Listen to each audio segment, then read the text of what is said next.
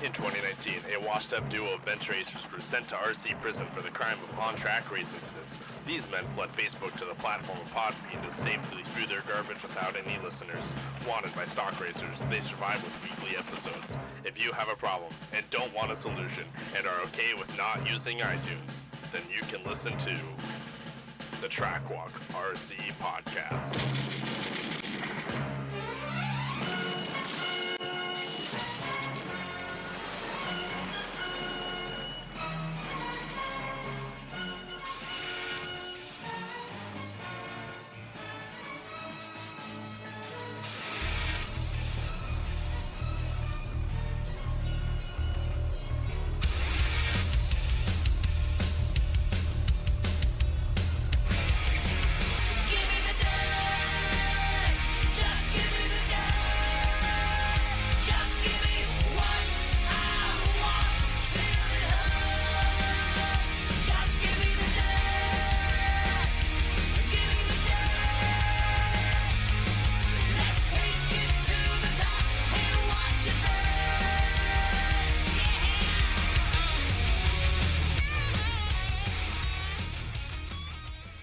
Okay, so on episode 50 of the Trackwalk RC Podcast, the Superfriends assemble yet again. You have myself, Travis, along with Colin Branch from the Trackwalk RC Podcast, but we also have Jay and Adam from That Scale RC Show. And this time we have both of them on, Tim Smith and Matt Howson from the TSR Speedshop Podcast. So welcome, everybody. Thanks for coming on. There's a whole bunch of us in here. All of us are here. Insane. We're nuts to butts. Holy cow. Nuts to butts. Whoa. Do you think we rent a bicycle that long? Do you think we all have the coordination to do that? Oh, yeah. That would be a long bicycle. Oh, God. That's not the only thing to be long after that. But anyways, it's your show. Yeah. Hi, everybody. I already told you I was taking it over right from that. Like, no time at all. Just boom, there he is. I seriously underestimated Tidal how wave. long we had before you would have that podcast edited, apparently. No, I'm already halfway through. I'm working on it. I'm editing the show and taking over his. It's all mine now. Woo. Multitasker. Add some water. Holy cow. That's why we need to start Tim Smith for president. Dude, Adam, what's going on? I haven't talked to you for a while. I know it's been a while. I know. This guy here, Adam, this is a good dude. I know you guys all know that because you've all, listened to his show and all that, but like I know him on the outside of that. This is a good dude. He has been put in charge of running the MKS team, and I don't ever hear anything from anybody. Either he just made them all mad and they leave, or I don't know what's going on, but he doesn't seem to have any of the troubles I had. So hats off because to you, dude. honestly, they all reach out to me if they have an issue, and I try to handle it the best I can, and that's pretty much it. Other than that, it's been actually pretty quiet. He's badass. He's badass. He's the only one who's kept the scale show on the rails so far. Dad and I generally end up kind of ruining it at one point or another, and Adam's just so good all the time. That's why I have Matt. You always need another I don't person. know how good I'm at that, but all right. We're still at 3 hours an episode. Anyway. That's all right. I mean, I think Colin and I have been averaging close to 3.5, 4 hours our last couple, so we know how it goes. Yeah. It's a good. This This is our second one in 4 days. So. Yeah, that's true. Which, speaking of our last episode, just real fast. We got to touch on I got to talk about that. So, all right. So our last show, our first half hour was dedicated to our review of RCGP's new video, which was Driven, which I was pretty harsh on the review of that video. Just, again, listen to our last show. I talked about the mission statement thing, that it didn't appeal to people outside of RC. Well, JQ heard that and didn't agree with me at all and asked me to clarify on, the next episode of my show. And tonight I don't really want to spend that much time on it, so I'll probably get into it the next show. But what basically my problem is again, it lacked context, and that we never really got into the point of why RCGP exists and what the status quo of RC is currently. Like that, if I'm going to sum it up into one sentence, because again, I'll touch on it more next show, or maybe I can just talk to Joseph directly. But that's all it was. I wasn't trying to start a fight or anything, but basically it was just that there was no explanation of why RCGP exists. Why should people care? Why should people be emotionally invested? If you are going to take a whole World Series, right, and your goal was to get outside support and sponsorship, then why would your video not have any talking points as far as why people should be invested in the series at all? Not only do you want customers to get involved into RC, but also you want to go to a sponsor, expect them to give you money for your series, and they don't even know why the fuck it exists. That's, you're not giving them any reason to connect. So that was my problem. So I'll elaborate more in the next show. I don't want to spend a lot of time on it tonight. I'm just kind of doing my due process of filling out his request. Although I don't think I'll change his mind anyways, but that's what it is. So, if we want to elaborate further, I can get into it next time. But other than that, I thought the video was amazing, and I've been an RCGP supporter from the beginning, and always will be.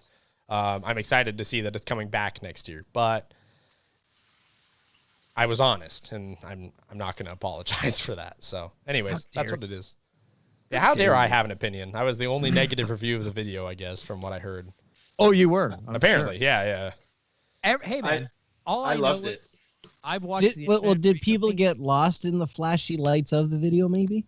I didn't watch it, so I have an even less opinion of it. Well, that's why I didn't want to talk about it. Well, that's why I didn't want to talk about it that much, because, as I assumed that it would be for people who hadn't seen this video, so it didn't seem a talking point for me. But I listened to Keenan's show this morning, and obviously all of us on the show are friends of Keenan, so no disrespect to him, and I'm glad he was kind of able to see my points, even if he didn't agree, which is fine.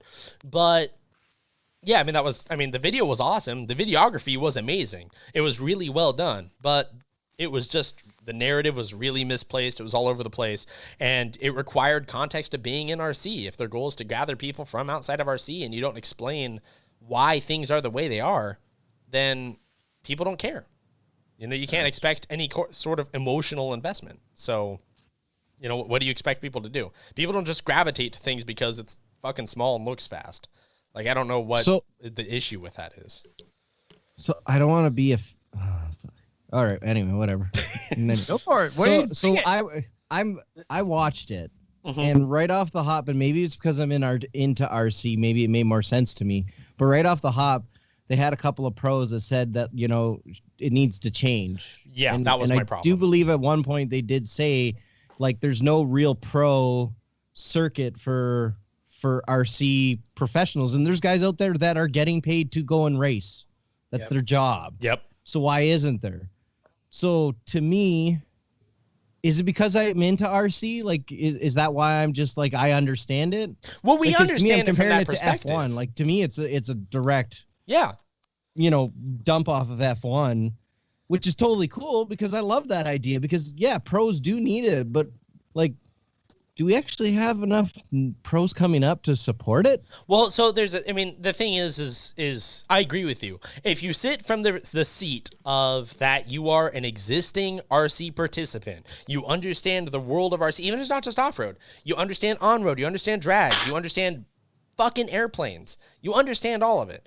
But if you don't understand any of that, the video doesn't make any sense. If you are privy to those things and the way that RC works, you have the context to draw the connections as far as like Jared Tebow or Reno Savoya saying we need change. The professional level of RC doesn't make a lot of sense the way it's ran now. We don't have a circuit. It's just a bunch of events. Those things make sense to you. If you aren't privy to RC, which is what that video was intended for, is people who are not part of it because they're trying to grow it, then you don't have the context of what the status quo is. And that was my problem. Just explain the status quo. You understand those things. Because that's the whole reason RCGP exists, is because the way that off-road works at the top level is asinine. It's stupid. So it makes sense. Like I said, Colin and I have been supporters since the beginning. Colin said that it's the best race he's ever gone to, and I can't wait to go to one. But you have to understand what your market is in that sense, is that who are you presenting it to? Because like I said on our last show, it's like speaking a different language when you talk RC. It's like speaking a completely different language. You can't expect the average person to clue in on the nuances. You can't expect them to understand. So that was my problem with it, is they speak in RC terminology. They make segues with the context of RC. When you have 2 minutes into the video, you have David Ronafok explaining, he's a pro driver that can go away at any minute. we know who David Ronafalk is, so that makes a difference. 10 minutes into the video, we understand that people don't want to be a part of RCGP because JQ is the way he is. But people outside of RC, like I said in the last show, do not give a shit about who JQ is. They don't care. So that's my problem with it, is like, you got to speak the language of the masses. If you don't speak the language of the masses, you can't expect it to grow. You can't pull the emotional support that a lot of things, like Supercross, for example, most people understand that. So if there's something related to Supercross in a media sort of fashion, most people actually, even outside of the sport, can understand it. That's why a lot of people that are fans of it aren't riders. They didn't ever have to be a rider. So RC doesn't have that luxury. So people need to start speaking in generalized terms. If they're going to appeal to just the racer like you or I, it doesn't make a difference because we all understand it. So when we watch the video, we think it's perfect because in our eyes it is. Because and that's what I was worried about, because I'm like, this is good. Because it hits the points. This is awesome. It hits the points that matter to us. How the fuck could he say anything bad about it? And then now it makes more sense though. Yeah. So it makes sense to us. I loved it because I watched it as an RC racer. Yeah. And Okay. as an RC racer, I understand who's who and what exactly is going on. Hey and man, I JQ made my 13-year-old laugh out loud. Out fucking loud. Yeah. When he gave the finger to the camera, she laughs. She goes, "Ha, Dad, you do stuff like that." I'm like, I'm telling you, buddy. Yeah. No, I loved it as an RC racer, and after Travis brought it up, I don't know if somebody outside of the industry would understand it in the same light that I understood it. No, and I get it. I'm seeing that connection too. Well, that was now. my whole You're angle. Right, yeah. Yeah, because my whole angle is like, if you're going to take it to like a hypothetically Red Bull because you want outside sponsorship, you're going to take it to a company like that and you want them to support and give money to your series. You're going to show them that video and give them no reason to care. Yeah, you don't know who their PR person's going to be that sees that video, so you need to make sure that no matter who they are, they understand what RC is. Yeah. But honestly, I think that video was geared more for going to like Red Bull or even industry insiders. That video is going to be perfect for doing that. Except, but to get people to join the hobby, not as a sponsor or as somebody involved, but as to get somebody into the hobby just at the grassroots level, I think that is where we're not seeing it. Well, I don't even agree with you there, because from the sense of that, like I said, all the effects amplify when it becomes a point where you want someone to give you money for what you're doing. So I'm going to go back to the same point I made at the beginning. When you have Jared Tebow and Reno Savoia making their points saying that RC at the professional level is problematic, it's broken, and the fact that it's not the way it should be. So if you have that be almost your first impression, that's within like the first 5 minutes of the video, I'm almost positive. If that's your first impression and you're going you're taking that line without any explanation of the status quo of RC, you're instantly giving the impression of someone in a PR role somewhere that's saying, wow, this industry sounds kind of fucked. I don't know why, but doesn't sound like it's worth investing any money in. It sets a really bad example for what RC is, in the sense that what they're trying to draw a comparison to, because they never make the point of what the comparison is supposed to be. They don't explain why RCGP exists. There's more in the video about RCGP as far as why people don't support it than there is why it exists. That's my problem. So why should people care? Why should Tim, who doesn't really engage in the off-road world, why should he watch that video and give a shit? He shouldn't. I don't. So he doesn't. No. Apparently. So I mean, that's my point. Can I ask a couple questions about it, since I don't care and I've never seen it and probably won't? Yeah. So what's the point of this video? Like you said, was this his idea? He would just put it out for people to see his idea of this promotional video to try to get, as you said, like a Red Bull to sponsor the series? So they're making the way that this World Series worked was that they were trying to bring all the top pros together, right? So they had 4 races with 2 rounds each. They had 4 races at different venues with 2 rounds each throughout the world. And they're making one video for this like docu-series they're making they're making 4 videos, and each one talks about a different round. So this first one was their first video in the Philippines. So that's what they touched on this one. The next one will be their second venue in Austria, and then the third, and so on. So are all these same guys racing against each other at these venues? Yeah, think of it. Yeah, so it's kind of like MotoGP, Formula One, Supercross in the sense that it's basically the same guys at each one, and that there's not only the drivers, but there's a constructor element to it too, which basically just teams. And yeah, that's just it's a way to bring the top drivers together instead of having just various races. Yeah. So what's he showing them they're gonna get as a result of their financial backing? Well, the winner gets like 10. The winning team gets like 10 grand back. There's a lot of media coverage and all that. Who's getting 10 grand for what? Well, each entry is like $5,000. Yeah, the cost to enter is really high, so that's where the money comes from. It's a prize pool, so basically. $5,000 to enter, and you get 10 grand back at best. Pretty much. Right. So when I play $100 to enter and I can get $8,000 back, that's probably a pretty good return on investment. Then I'll stick with mine. Thanks, JQ. I didn't need a video either, kiddo. Yeah, I mean, in his defense, he didn't even make the video, but he was the one who responded to my criticism. So you can all tell, I finished editing my last show, so I'm ready to play now. Yeah, let's go. Woo! All well, right. You know, it's funny because like I see a new rivalry coming on, and you know, there's no connection between the two of you, but I guarantee he will. Oh, he's already tried with me once. He already has. It was a couple of years ago when I first even heard. I didn't know who the hell he even was. I don't pay attention to that stuff. Well, and I probably dug my hole even further tonight. So no, it's okay. I met him out at what was a race out here? Dirt Nitro or something like that. Yeah. Yeah, he's a big, tall, giant, gangly guy. Mm-hmm. And he didn't really know what to do with me because I walked up and I actually. Honestly, I swear to God, when I looked at him, and I had people with me too, because they said it to me, I thought he thought I was going to punch him. like he had that kind of look on his face. I'm like, come here, dude, I want to get a picture with you. Huh? And he didn't know what to do, and he just sort of looked really uncomfortable and lost. And, you know? He shouldn't have a problem with what you said. You have an opinion. You're entitled to it. Oh, yeah, he's got lots of them, so it's all good. Exactly. Yeah, I don't care. Jesus. Yeah. I mean, each segment has their person that's outspoken. So, well, you're supposed to. That's the whole point of your segment being known. Someone's got to talk for you. You got to have a mouthpiece. Yeah. You know?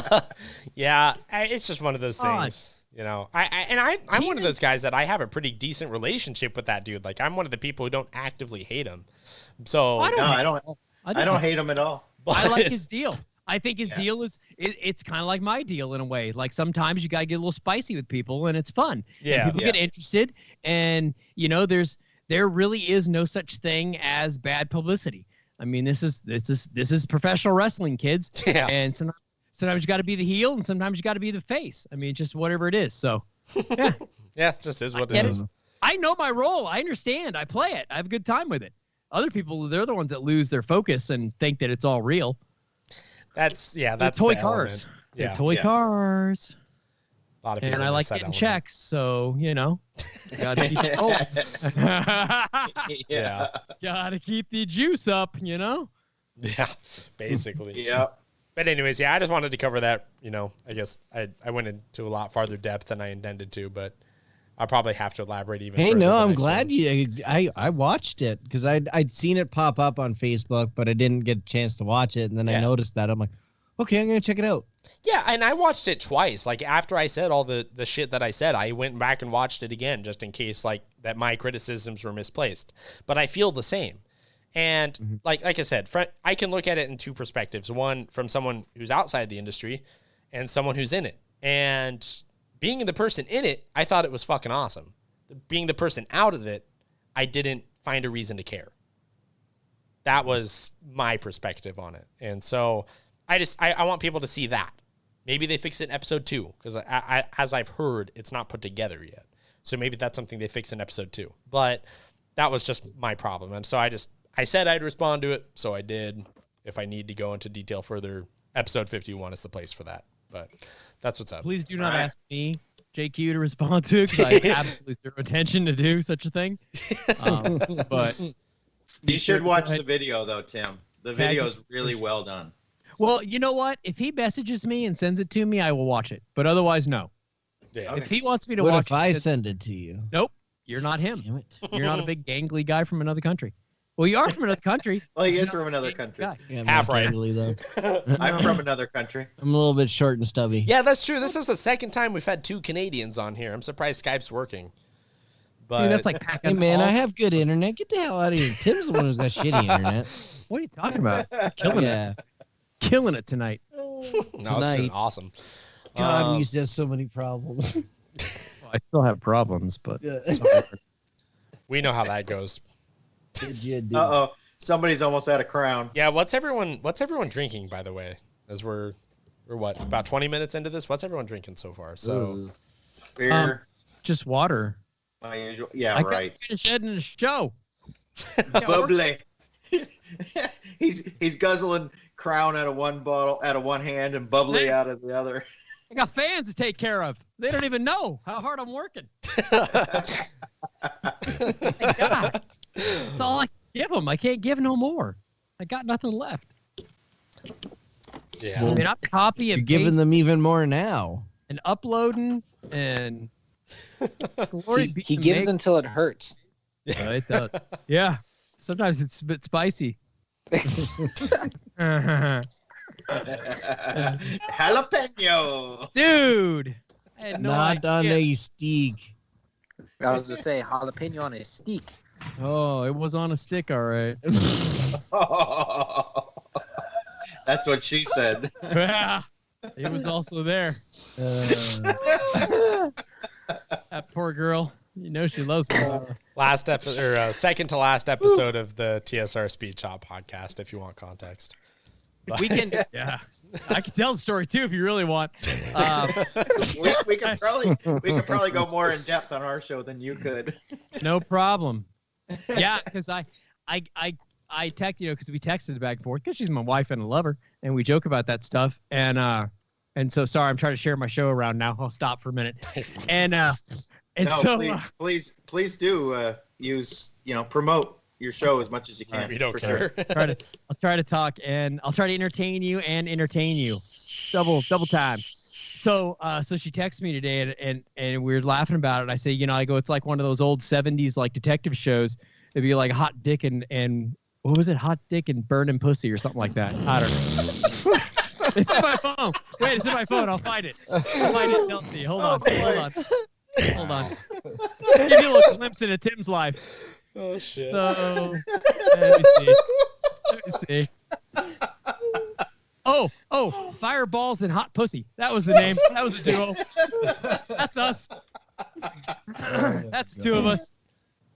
So, yeah. So, should I tell that story? Do you want me to get? You can't, yeah, go for it. Your story's Go for so it, much honestly. better, man. Go for it. So, hold on. Let me write guest here for James, and let me copy and paste that.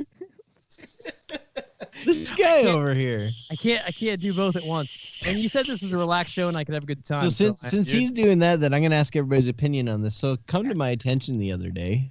Thank you, Matrick. You're such a Sometimes. So a friend of mine said, "Did you guys ever notice that folks that are named Matthew always go by Matt, but never go by Hugh?" That is interesting. Is And I Hugh? kind of sat there and I was like, I didn't know Hugh was a name. One of Well, your that's- versions. That's funny. My brother's name's Matthew. I'm gonna start calling him Hugh. Hugh. I well, like that's what I kind of said to everybody. I'm like, you know what, guys? I'm like, you guys can start calling me Hugh if you really want to. I kind of like it. How's it going? My name's Hugh. 43 years I've called him Matt, and now next time he calls, it's gonna be, "Hey, Hugh." You So I want to can be call you different. Well, sure, I suppose. No, I like Matrick the best. I like yeah. Magic too. That's a Yeah. good one. All right. Can't get better. Do you guess want to be 36 called years Hugh? ago. Like, is that what the segue is for? Like, is Yeah. No, I'm being a goober, but if somebody actually calls me Hugh, I will probably give them a high five, even with COVID restriction, and kiss my ass. High five.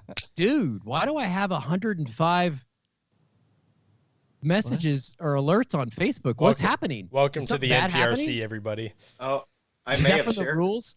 Is I that may from have the- posted something. Oh, I was God. like, no, that one was pretty low key. I'm just gonna close the whole page. I don't want to look at that. All right, I'm back. All right, so Well, the new rules were posted today, so Yeah, that's probably why. that People probably gotta- a lot had to do with I it. already said on my show, I had nothing to do with the rules. Nah, man, we gotta fuck with you about the rules. Yeah, take it. Yeah, they're all mine. They're out of my mind. It's all just to make my car faster.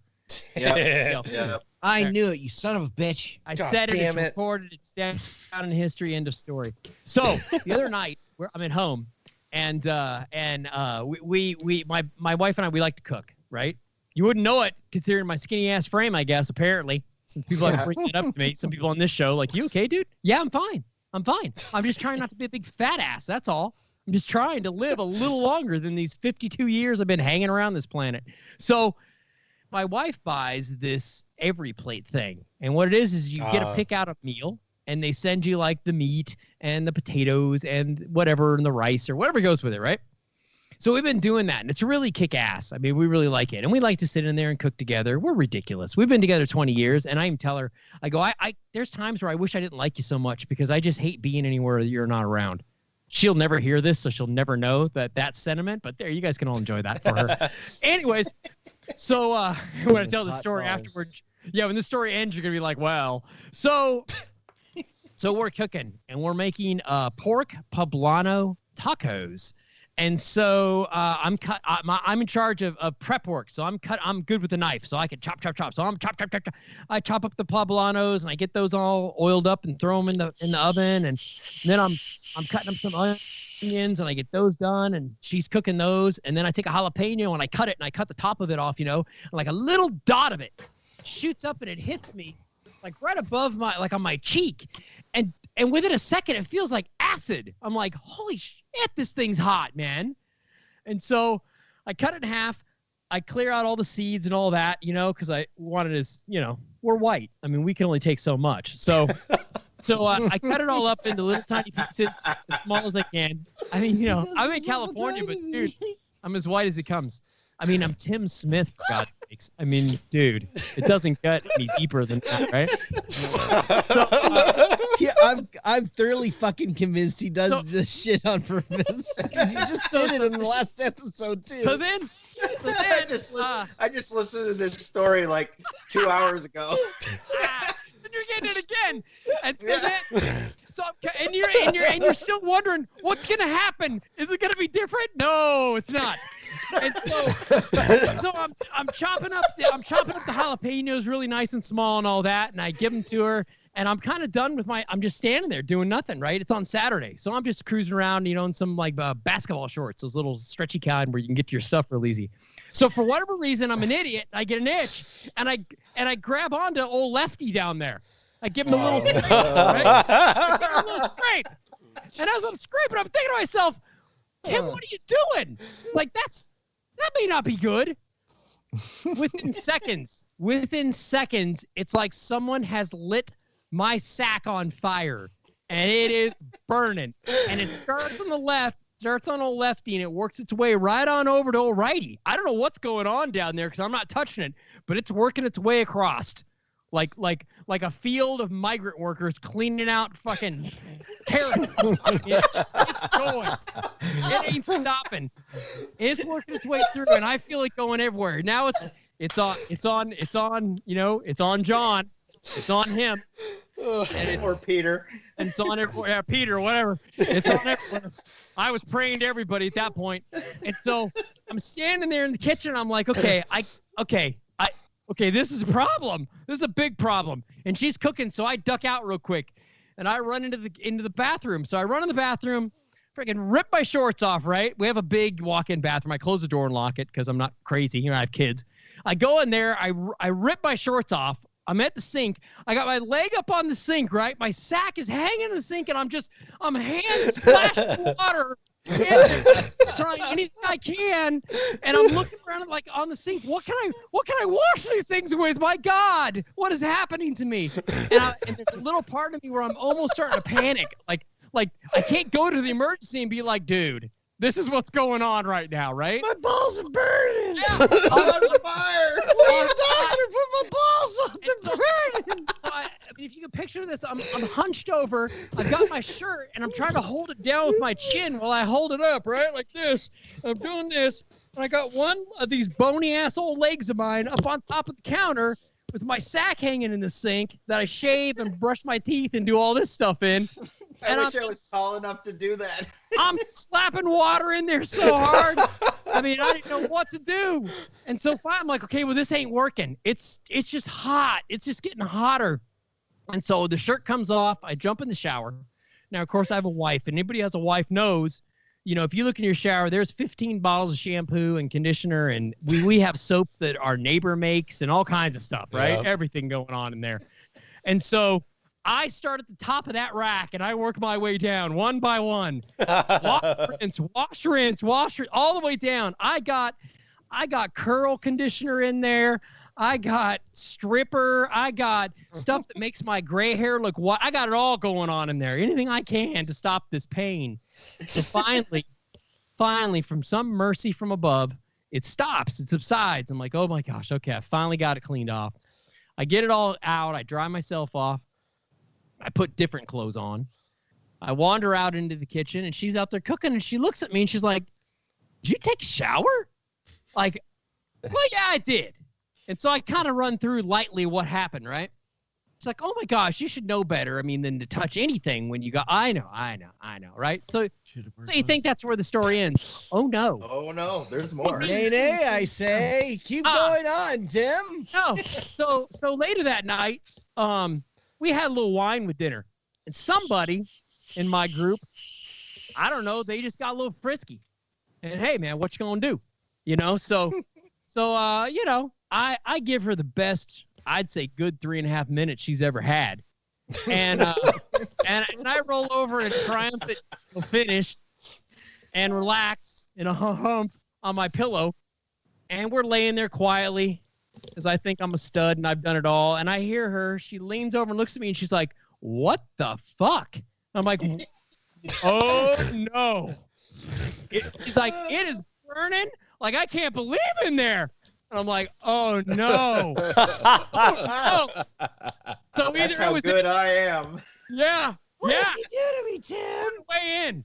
And so I don't know what happened. I don't know if the oils got going or what. I don't know. I don't know if it was these hands. I don't know, man. But all I know is that girl took some serious punishment because I know the pain. Oh my God. Yeah, I told her, I said, all I can tell you is start at the top of the shampoos and work her all the way down the bottom. There's my spicy jalapeno story, friends. Oh my God. I'm surprised you didn't go to the fridge and get out the milk. That's what I was gonna say. Yeah. Hey, That's when what I I was had waiting for. when I had the leg up on the sink and I had them in there and I was splashing away, I thought, well, what do you do when you? Because I've seen all those cooking shows, right? Well, they always drink milk. Okay. If I went out to my kitchen and pour a jug of milk out and start, I don't even think I could get out there. First off, I'd had to run, holding everything apart as best I could. And you can imagine what that was going to be all about. I got teenagers. You never know who's in my house. So, unfortunately, that was not going to be an option. Dad, why are you going to the bathroom with the milk? Yeah. Just. What do you think it comes from? I was in such a panic. I didn't know what to do. So. Yeah, fight or flight hits a little bit different when it's your balls in question. Yeah. The boys were burning, and I didn't know what to do. That story's even better the second time. Fuck. That's funny. Like. It's even better when I get to see James Hetfield telling it to me face to face. It is, yeah. Oh my God. You get Tim, I'll give you a whole bag full of entertainment. Oh, I'm in tears. Holy shit. All right, someone else. This is your show, not mine. Oh my God. Well, I'm surprised Tim didn't go into stand-up comedy. He probably could. You want to know the truth? Oh, I boy. have this is the thing. Me and Matt have talked a little bit about this. I believe inside everyone should have a solid 10 minutes. Like, you should be able to entertain the shit. I do a lot of meetings, and back in the days when we used to be able to have meetings with people, and in rooms. Yeah. I love, and I know this is probably not a shock, I love to get up in front of people. Let me go. Let me get up there. I'm going to make us have a good time, I promise. And so in my phone, I write little things down that are funny to me. And then I try to refine them and make them really good. This story, as much as it's good and all that, I'll kind of break a third wall with it. I was telling my wife it a little bit, like I was kind of running through it with her in the house because I was telling her, I did it on the show. And I sort of went through it. And I pinpointed certain ways I said things or did things or explained things. I go, that's where the funny is in there. Like, you gotta figure out all the pieces, and you put it together right, and it's a good time. So it all happened. Not one word of that was a lie. Absolutely not. But God. Yeah. Yeah. That's funny because I listen to Joe Rogan. Put blood or whatever the fuck those things were. Oh man, those tacos were so good. And the next day I had some for lunch at work, and a guy that's there in like an office kind of near me, he's like, "Man, those smell so good." And I was like, "Yeah, I touched my nuts before I made them." And then I just went in my office, closed the door. That's really funny, Tim, because I listen to Joe Rogan quite regularly, and Oh, yeah? as a stand-up comedian, and he does obviously the most popular podcast in the world. He keeps saying, talking about the comedy side of it and how do you practice and you write things down and you go over it and you put it in front of somebody and that sort of thing. And you just explained the exact same thing with this story you just told, and Yeah. it's exactly the same thing. So Yeah, you've got the same thing that he's got. I do have a little bit of that. It would be fun to do something like that. I don't think I'm too old to go down that journey, but it honestly, it's probably why we've had pretty good success with like our show, and stuff like that. Because I can get into some things and make them. Sometimes they're funny. I mean, I know there's times where me and Matt have done shows and we've come off of there and be like, dude, that was some funny ass shit. Like we got into something. To it the next day and I laugh all day and it's like, man, I even listen to my own shows. I mean, I don't know if that sounds egotistical, but sometimes I listen to it and go, man, that was like, I know what I did there and that was freaking funny. Like, that was good. Yeah. I like that piece. And so, yeah. I started listening to your show before I was even remotely interested in drag racing. And it was the entertainment value that really had me attracted to it before I even thought about doing the drag racing thing. And I listened to your show and it was funny and very entertaining.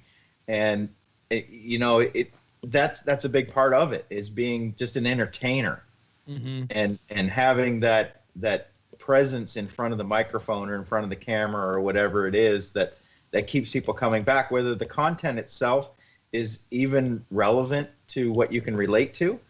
The entertainment value was more important to me at that point. Well, and that's the way I looked at it too, because what I'm trying in my mind put out is like, RC is like RC is like the table, right? RC and like that's kind of the basis we all understand. And then I want to cover that table with a tablecloth of funny and entertainment, but I want to use RC as the basis of that. So we're talking about RC, but yeah, maybe I'll tell you a story about me, that I did that's ridiculous, because we all can relate. We've all done stupid ass things, like that. So yeah, I mean, I've said that a million times. You've heard my shows where, I mean, it's an entertainment show. I try. Like, we try to do something that's a good time. If we can't do it, then why? What's the point? I mean, I'm telling you, and nothing against your show, because I do like everyone's shows, but there's a little part of me inside, I'll honestly say that, like, I wish I could hear someone do my show. Like, I want that show. Like, I want my show. I want someone to do that show. I want to enjoy it. I want someone like me out there. You've got something special, and you've got just that the charisma and the personality in front of people, and that's very hard to come by. And I think people get a weird vibe too, though, because when they come to races and see me, I'm just me hanging out doing my thing, and I wonder if they get like the last 15 minutes and think this is the guy that's going to show up. Well, I can't go like that all day long. I mean, Yeah. we were saying that earlier too. I was like, I don't talk like this in my house. They'd run me right out. They'd be like, no, out. You can't come in here acting like that. You're out of control. You're ruining this whole thing for me right now. I figured you had this whole thing. And hey, man, you know that most of this is real though. This is just how it is. It's how it is. I can validate everywhere I go. I am exactly the same way. Matt had me in Vegas. Me too. Yeah. Tim's always a good time, but yeah, no. I was trying to picture how your wife reacted to this personality all the time. Yeah, she doesn't get this all the time. And a lot of times after shows, as crazy as it is, like I'll go in after it, like if we do a good 2-3 hours, I hardly say a word. Like I'm exhausted. Like, I'm just giving. I mean, I really straight to bed usually. Yeah, I try to give all I can. Like I want to. Yeah, if I'm going to sit down and spend an hour or two or whatever recording something that maybe other people are going to listen to, well, yeah, I'm going to give it all. I mean, I don't think it's any different than being some entertainer on stage and, just give it all. If you're going to do it, come on, dude, this is my way. If you're going to do it. I completely agree. So, every time we're out, we entertain. I get to Yeah. So I am a little different in the house. I'm not that on in the house. No. And we've said that too. Like we've even said, like maybe we'll stop doing the show like really soon because it does take it takes an effort. It does. And I don't want to put out something that's just like here we are. And we've had moments in the show where even I'm sure Matt has recognized it where I feel like we're just end this thing now. Like we're not ready for this. I don't know what's going on, but it ain't happening. So we're not professionals, just two dudes. Please having a good time. Do not end your show anytime soon. It's probably one of my favorite podcasts that I listen to every week or whenever it's available. I listen to it instantly. Well, where are you? There's one out right now. I already put it up. Yeah. Oh, okay. All right, I'm gonna sign off for a couple hours. We brought a guy on. We brought this James guy on from Arizona, and I just talked the whole time. I don't think he said anything. I just talked. And I even told him in the show, I go, I'm going to that show. I'm going to take over that one too. Woo! Here we go. And that was it. Yeah, I know what you mean by it being exhausting. This is 4 and 5 nights for me tonight. Oh yeah, that's a lot. Yeah, we did last night. We did a couple hours, I guess, and then we did another couple hours tonight. And we still had, man, we have been getting so many responses to like questions. Like when I put up a post, it's crazy. I can't even believe it. I think it's too because we've joked about it on the show and we've just been, you make a big deal about it. Like, oh my gosh, you guys, oh my God, and it's true though. Like you go and you go 100 questions. Well, yeah. That's a lot of questions. How many questions did Jonathan Schultz ask tonight? Oh, I love that. That must have been half your show. He had to have a good 10 at least, you know? And Uncle, then I love Uncle some of Schultz. Yeah. And then we get some people that, they put in the biggest most, like their whole show questions and then some. Yeah. But God love the people that. I think that's why sometimes people feel like we didn't answer their question. It's like, well, you did write us a book. Asked like a really multiple part loaded question there, folks. Yeah. Yeah, or if it's there's some questions you have to skip over. Look, I don't know everything. And there's times where, honestly, because I don't really go through these or in there, they're just there. And there's sometimes I'll be like, oh, shit. Like, no reason I'm like, oh, my God, I don't know. No, it's true, though. Like, I never did that. I don't have any idea. Sometimes the way people ask you questions, it's like, fuck it. Giving you the meaning of life would have been a better answer than what I can give you now. Like, I feel bad because people think like, oh, he'll have it. No, not always. I don't know. I only know what I know, kids. And it might be a lot. But, who knows how much of it's real and how much of it's made up. I don't know. I don't remember anymore. You mean you don't know everything, Tim? No. Fuck. No. I know way less than everything. Why are we some guest he is, right? Comes I on do. here. I do know that I don't know everything. How's that? That's pretty good. That's the biggest part of the battle right there. Most important I can tell you this. I know what I know, and I know it well. Do you? Yeah. Yeah, I don't think I know it well anymore. Right now, I don't know much well, but that's because things are fuzzy. But that happens. How are your cheese sticks? Did you take another shot? Oh yeah, and Okay. I'm on hour Oh, fucking yeah, 20. going on. I know my metric. 10-hour shift at work. Animal. His bottle looked pretty empty last time I saw it. Well, the problem was the bottle there was a flask that was full that's empty too. So anyway. Oh, we're just getting started, bro. How come I don't see the other guys on here? They don't Like, I have even cameras on tonight. But I don't even see I a don't little have a window or camera. anything for them. They're Because they're shy. up in the corner and Yeah, they're up in being the quiet. up in the corner. Oh, I just don't. those We little don't round get any balls cool up there. stuff. I don't know Don't why. you see my big D? Yeah. Oh yeah, I do see your big T. Now you know what we're talking about. Holy shit, I do see your big D. It's right there. Dude, your big D is right next to my head in this screen. I'm gonna Open move your away mouth. from it. Open your mouth, Tim. Wait, it's that way. Ah. Big D. Man. Oh, Oh, shit. He doesn't realize he's the only one who can see his head up there. I know it's only me, but I'm having a good time with it. I don't care. Where is Jeremy and Adam? What you guys don't know is I was Right here. I was replicating, deep throating his icon. is Oh what no, I- I totally established that's what you were doing there. No, I want the listeners to know. Oh. too. Yeah, the listeners. Fun with like it, yeah. Big D. What the fuck? I saw it, but unfortunately, the D is on top of Travis's head at this point. So I was deep throating all of them. He's getting that mushroom stamp on his forehead. Wow. Like an Abe Lincoln. Oh shit. Oh my god. Cesar Chavez, whatever those are. Yeah. Oh, we are going deep down the rabbit hole tonight. Whatever hole we're gonna go into. I know I'll leave it burning. Woo! That's what I do. I think your wife will have second thoughts tonight. Yeah. Oh shit. She's listening. She will. No, I had no jalapenos tonight. I am. No I am jalapenos. Nope. I'm jalapeno free. No jalapeno on the stick. No, Uh, no. so you're struggling with that Aero car. Well, okay. Wow. That's like a repeat show.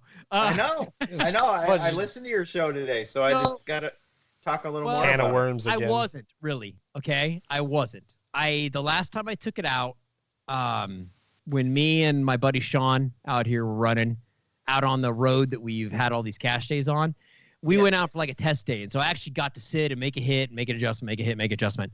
And honestly, after about 5 or 7, somewhere in that range of bumps, 40 footers, I found it. Like, oh, okay, everybody's playing nice right now.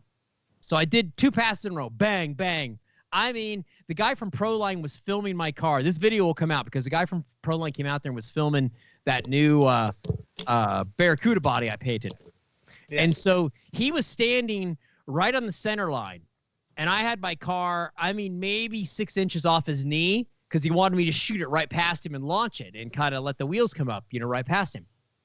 And so the first one I did, I got close to him and I made one tiny little spring adjustment, like one last thing.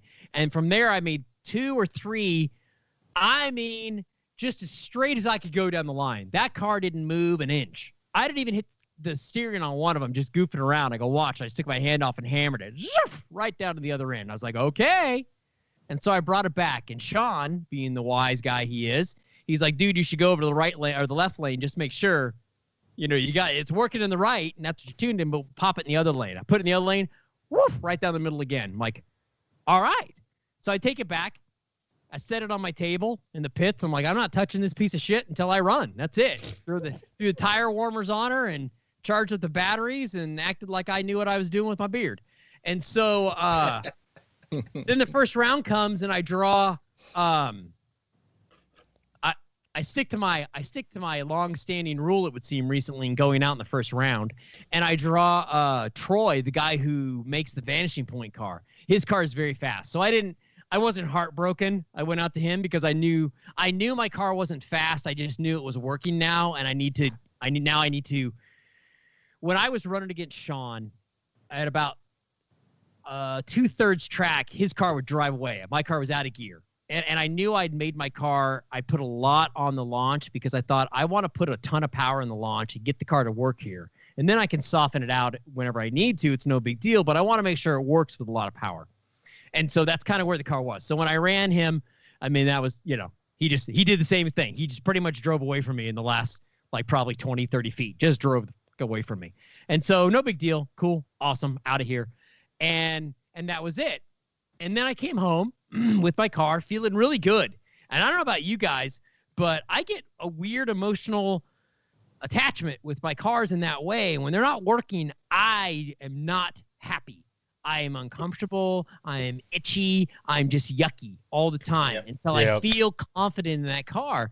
And so I felt like it. And it was really honestly the first time in that car that I really felt like, oh shit, now all I got to do is put power in the car.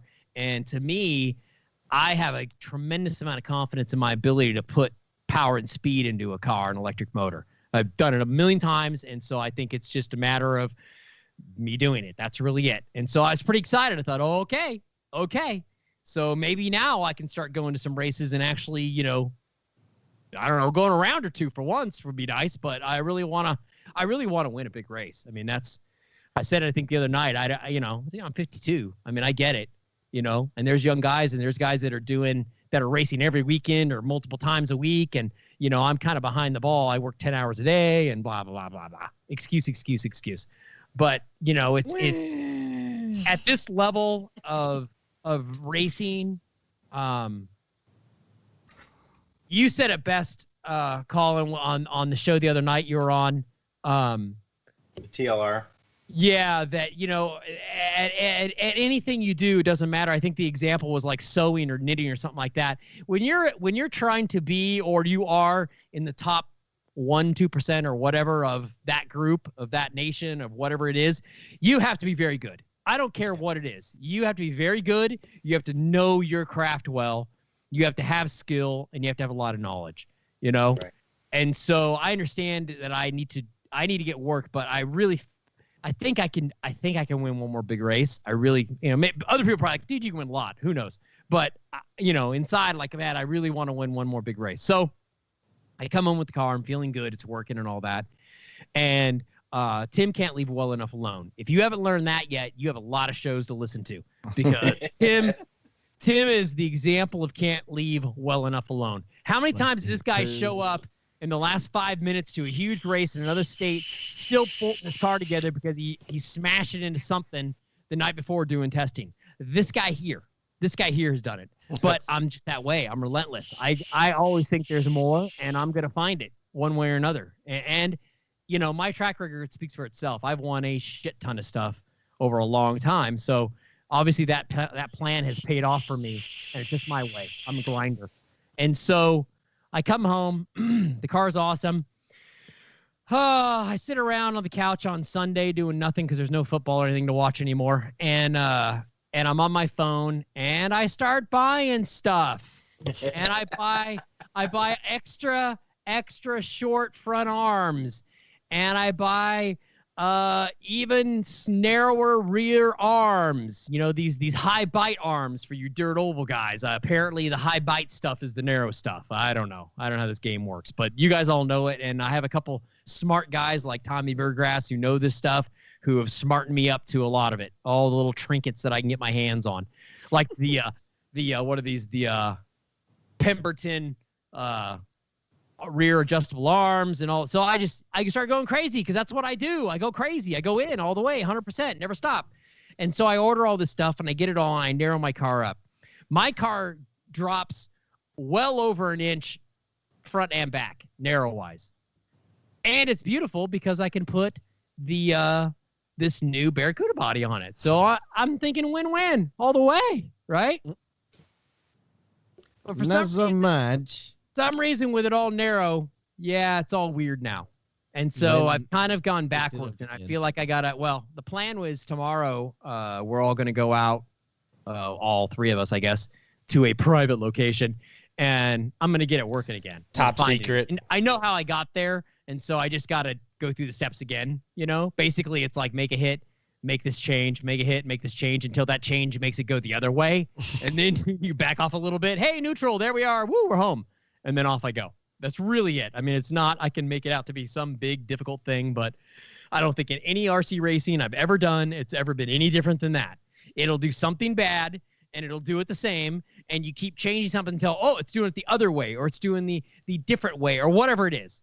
You know, over a jump, oh, the nose is going down, nose is going down, up, down, nose going up, nose going up. Okay, just find zero. That's all. Just find zero. If you find zero in every car, yay, life is so wonderful. Well, we say it on the show all the time because people ask us questions, like setup questions a lot. And it's like, look, there's not a fix all. Everything is a happy medium. Everything is finding some kind of balance. Like if you, and if you're chasing the fix it all, you're going to be chasing forever. You will never find it. It is a waste of time. That was my mistake on this aero car when I started with it. I will say, and I said this, I think the other night on my show, if you're going to get into this no prep racing or whatever, and you want to buy one of these, you know, aero car or the DRC or I don't know, there's a whole host of them out there you can buy, these handmade or factory made carbon fiber race cars. You better know setup. And I don't mean setup like, oh, I can mess with my Traxxas. No. I mean, you have run a serious off-road car, a stock off-road car for a long time. You run on-road. You run something for a long time that required shocks and suspension and sway bars and all these different things, push and toe in and toe out and anti-squat and pro squat. And I mean, I can go on and on and on and on and on. There's a million things. You need, well, you need two things, geometry and powder weight ratio. That was unfamiliar to you, don't buy this car. Yeah. That's it. Don't, because you're gonna be so frustrated. You're gonna hate it, and it's not your fault. You're just not at that level. Yeah. And to be honest with you, I knew a lot of the stuff, but I had been doing track racing so long with cars with no suspension on a tire that you stick to the ground and you grind hard. It's a whole different setup. It's a whole different thing. It still takes a setup, but it's a different kind of setup, just like that car. Ooh. And when I went to this aero car, I mean, true, the car at first, the chassis, when I first got it, everything was too thin. And I was like, oh God, it was just like a noodle. I'm like, dude, this is never going to work. I'm going to put way too much power in this car for it to work. There's no way. You've got to give me a thick chassis. And so he gave me a thick chassis pretty early on. And that made the difference. Like then, okay, now I got something. But even then, I've been, until recently, until I got the car working, I had been stuck in this world where I had been buying every type of car setup, chassis setup, tweak thing you could get your hands on. And all I wanted to do was get this car zeroed. I wanted to get the front wheel square, I wanted to get everything nice and square like it's supposed to be in my mind. Neutral. But you big dumbass, this car has shocks and bullshit that moves all over, and it's different lengths and different pressures and different. Oh, so you mean sometimes, and this goes back to what you were just saying, sometimes you mean if the car wants to pull a little left, because let's say, just as an example, this doesn't mean I'm doing this, but just as an example, the steering for whatever reason wants to pull the car left. Well, I'm going to adjust the rear end a little bit to tweak it, to pull the car, because it wants to twist itself. That's the difference. And that's what I was forgetting about. Tim said to make an adjustment, and that's when I crashed. So I broke my car. I know they will too. Well, I mean, I break enough of them, but that's. You should just send me a whole new one. No, just the parts is not good enough. No, the one you said's a piece of shit too. You're an asshole. I'm gonna call your sponsors and tell them. Yeah, people got to realize though, it's not a plug and play. You know what will happen? They're gonna message you on Facebook and show you the message, and you're gonna laugh together at me, aren't you? Yes, that's exactly what happens. Yep. Exactly. Every one of you that writes or calls my sponsors, we sit and we laugh and laugh and laugh about it. That's all we do. Because guess what? Guess what? I'm the cop in court when I go in there. They already believe me. They already know me. They're like, no, we know the internet's full of assholes. So what happened this time? Oh, this guy was this and he was that. Ah, ha, ha, ha, ha, ha. We'll never help him again. End of story. So continue to write your emails and make your calls. Continue. I love it. I love it. As the greatest president in the world has ever said, I love it. I love it. Best. Oh, my God. Fantastic. This is tremendous. This is the best thing I've ever seen. God. Oh, shit. So you've been talking to James Dibbles. Yes. James Dibbs. Yeah, James Dibbs. Yeah, James, when he first got a car, contacted me actually before he got a car. And we started chatting, I get, you guys all get those kind of people. They all come up to you. And he's one that, I could tell he understood what the hell he was talking about and what I was telling him. And when he got the car and he struggled mightily for a while with that car too. And we talked a lot. I mean, we both had the same struggle at the same time, but we weren't communicating on a detailed level yet because we still were, I was like, well, the car's too flexible. Like I still had bigger issues I saw with the car before I was really trying to figure out why it wasn't going exactly straight. I was just going, there's all these other things. The wheelie bar is too short. It's too flexible, blah, blah, blah, blah. So we both kept working and then his car started working and he told me, he's like, dude, it works so good now. It's going A to B. And look, I'm not going to go out to somebody right off the bat. Oh, what'd you do? Like, if you want to tell me, tell me. But, I'm just not that way. And a lot of people, because it's me, won't. Oh, I just let it go. Well, of course, after the race, he goes and wins and whoops everybody's ass in Oklahoma. The car goes A to B as straight as an air. All people could say was how straight that car was. And all I could think to myself was, wow, what an idiot you are. Because you've been doing this shit a long time, dude. I even told my wife, I go, what the hell? I go, have I lost the touch? Like, have I lost it all? Like, how is it that I can't? You're talking about it yourself. Yeah, like I can't get this car to go, and I'm helping this guy, and he's telling me he's doing essentially what I'm doing to my car, and mine's not working, and his is. What has happened here? So then I talked to him after the race. We got on the phone and chatted just like Monday or something of this week, and he pointed out a couple of things, and one of them was the same thing you just said, Travis. That dude, he goes, I was doing the same thing. I had myself locked into this. I needed the car to be square and all, and I just wasn't allowing myself to really, like, I was being pigheaded and thinking I can make this car work, and not like, no. This car, you're not really appreciating the level of power that's in this car, and this drivetrain in this car, for whatever reason, is the freest fucking thing I've ever seen in my life. It's unbelievable. I mean, I've said it a million times. It's like a fucking direct drive car. I don't get it. I mean, the guy was running 75 plus miles an hour, so that's got to tell you something. Yeah. What do you think about that? What do you normally see? I know how he's doing it, and I'm not gonna say. No, don't. It's a setup. It's a setup. It's in his setup, and it's what everyone's missing. It comes back and say it's what everyone's missing, and he was like he goes, I just step back. You got to take that minute. You step back and you go, okay, wait a minute now. Why am I fighting this so much? Why don't I just go outside the box a little bit and think about doing some different things? And he did some different things that he and I discussed, and that's when I was like, oh my God, that makes perfect sense. Why was I not thinking like that? He's like, neither was I, until like 2 days before we went. I think I have an idea after talking to him a little bit. He didn't tell me any of the details of it, but I think I have an idea, and I'll talk to you about it another time. But absolutely.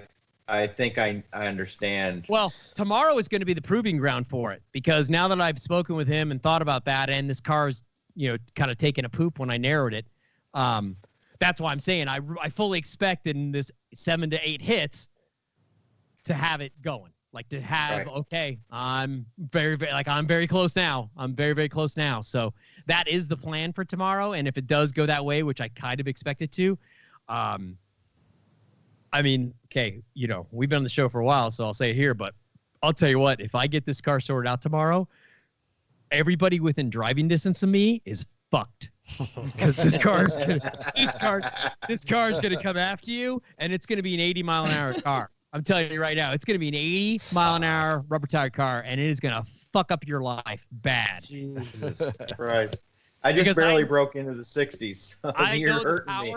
I know the power that he's got in his car, and that's the one thing we're talking about now is like, dude, I can make you fast. Like, you're not, the things you're doing are not that fast. Like, it's shocking how fast your car is going, but it's not, because I've always believed with this car too. I mean, even when I first got it, when it was really a pile and it didn't want to work, that I said that this car, once I get it figured out, it will be the fastest car there is. Like, there'll be nothing close to this car. The drivetrain is too lean. It makes too much power.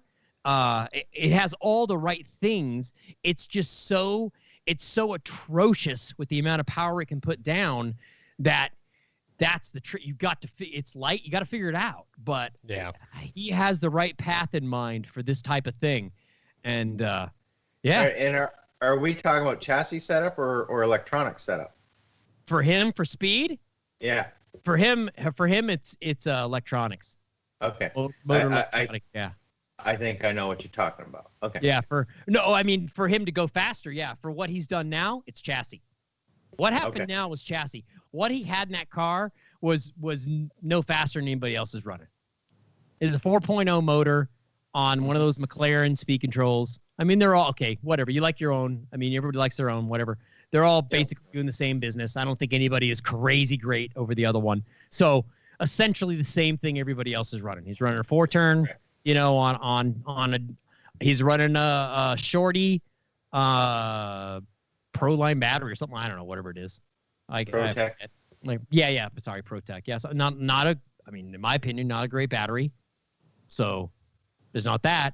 I sure would love to get a couple data logs if he has them. I would love to see what it looks like going down the track, because man, that's my world. But Colin, can you pull data logs on the Macklins yet? Yes. You can. Okay. Yeah, I look at data logs after every run. Okay. Yeah, me too. I live on them. Yeah. But that's the thing. That's why I say, like, once I get this car working, dude. and remember, one of my good friends is Mr. Ty Campbell. So yes, COVID has kind of screwed us because, man, we have a lot of things in the works, and it just ain't coming. And everyone's keeping their mouth shut except for me, obviously, right now. But yeah, we have some fast. I mean, the Eliminator motor was the first step, I think. That was based. I mean, really, that's my drag motor. That's my whole setup. How I run it, and it's a fucking beast of a motor. That motor is. But the other ones that are coming, there's a little different turns and some other stuff that. Man, I'm telling you, 80 miles an hour will happen. It'll happen before Vegas. That's crazy. God. Yeah, you're gonna see 80 mile an hour rubber tire cars before Vegas. I'm not showing up. These wheelie cars are done. I mean, I'm not going to Vegas, but I don't think the border's going to be open. So. Oh yeah, I don't think the wheelie cars are the way to go. No, the wheelie car was cool the first year or so, and it was fast. It looks cool and all that, but all I know is a bunch of those dudes showed up on at another track. I don't know what he's doing down there at another track and ran 250s. So I think the battery finally had in my camera. I mean, that's what a wheelie car would run, 250, 240s maybe. You know? Yeah, I'm 220, 61, 62. Yeah, that's fast, man. Not according to James. Well, you got to remember though, they're running on concrete up there. Concrete's fast. Yeah, given the road that we have, Colin, it's 60s. Yeah, I'll tell you that's and this is why. I mean, man, I'm pounding my chest and getting my soapbox for this one too, man. I wish they would not have timing systems at these races. Yeah, I agree with that. Because the conversation we're having right now is the conversation that keeps people from doing it. Yep. You hear 80 mile an hour, 2.1, and then you go out and buy your DR10 and you run it and you're like, dude, it's like 4 seconds to go. What? How far off am I? Yeah. Even if you're running a 250 or a 270 car against a 210 or a 220 car on the track, it doesn't seem that bad. Maybe they left on me. I don't know. But when you get the ticket and you look at it, you go, well, there's no way I can beat any of these guys.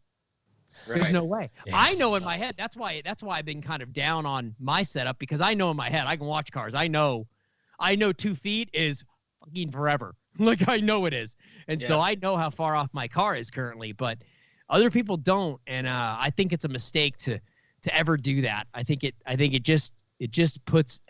It should be in the street just like it is, Right. We watch it go. Yeah, bring your ship box up here and run it. I've never run my car on an actual clock, but I look at data logging, and from the time I hit the throttle until the time I let off the throttle, it tells me I've got different software in my speed control where it's down to 0.1 of a second. Mm-hmm. So it may be less than that because maybe I'm holding the throttle past the finish line. Of course. Yeah. But according to that, 2.2 seconds from the time I hit it to the time I let off. Yeah. Oh no, I believe that's probably about right. I do the same thing. I mean, I look at the same way. I've run my car on clocks, and when I first got the DB10 or DR10, whatever I converted it into, I ran that, and that car, I got it down to a 227. And that was, I don't know, a year or two ago. So I know I can make 210 or 2.0 power. Like I really believe that. Yeah. I have no doubt. But I didn't think I had a car that's capable. It's kind of why I just hung that one up and didn't keep working, because I thought I just don't see it ever going that fast. I don't think that car is capable of that kind of speed. I don't think the drivetrain, I don't think it's set up. It's still at its end, it's still a truck that I squeezed down and made into, a race car. So yeah, mine's almost a completely stock SCT short course truck. Same shocks, kit shocks and everything. I've changed the rear springs to a different spring.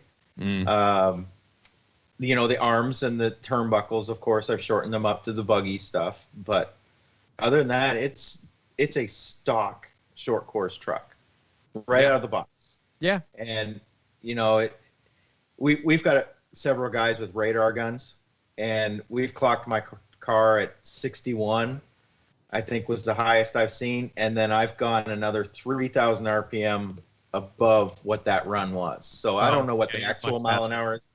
That's a lot. But that's almost a mile an hour right there, probably, depending on your gear.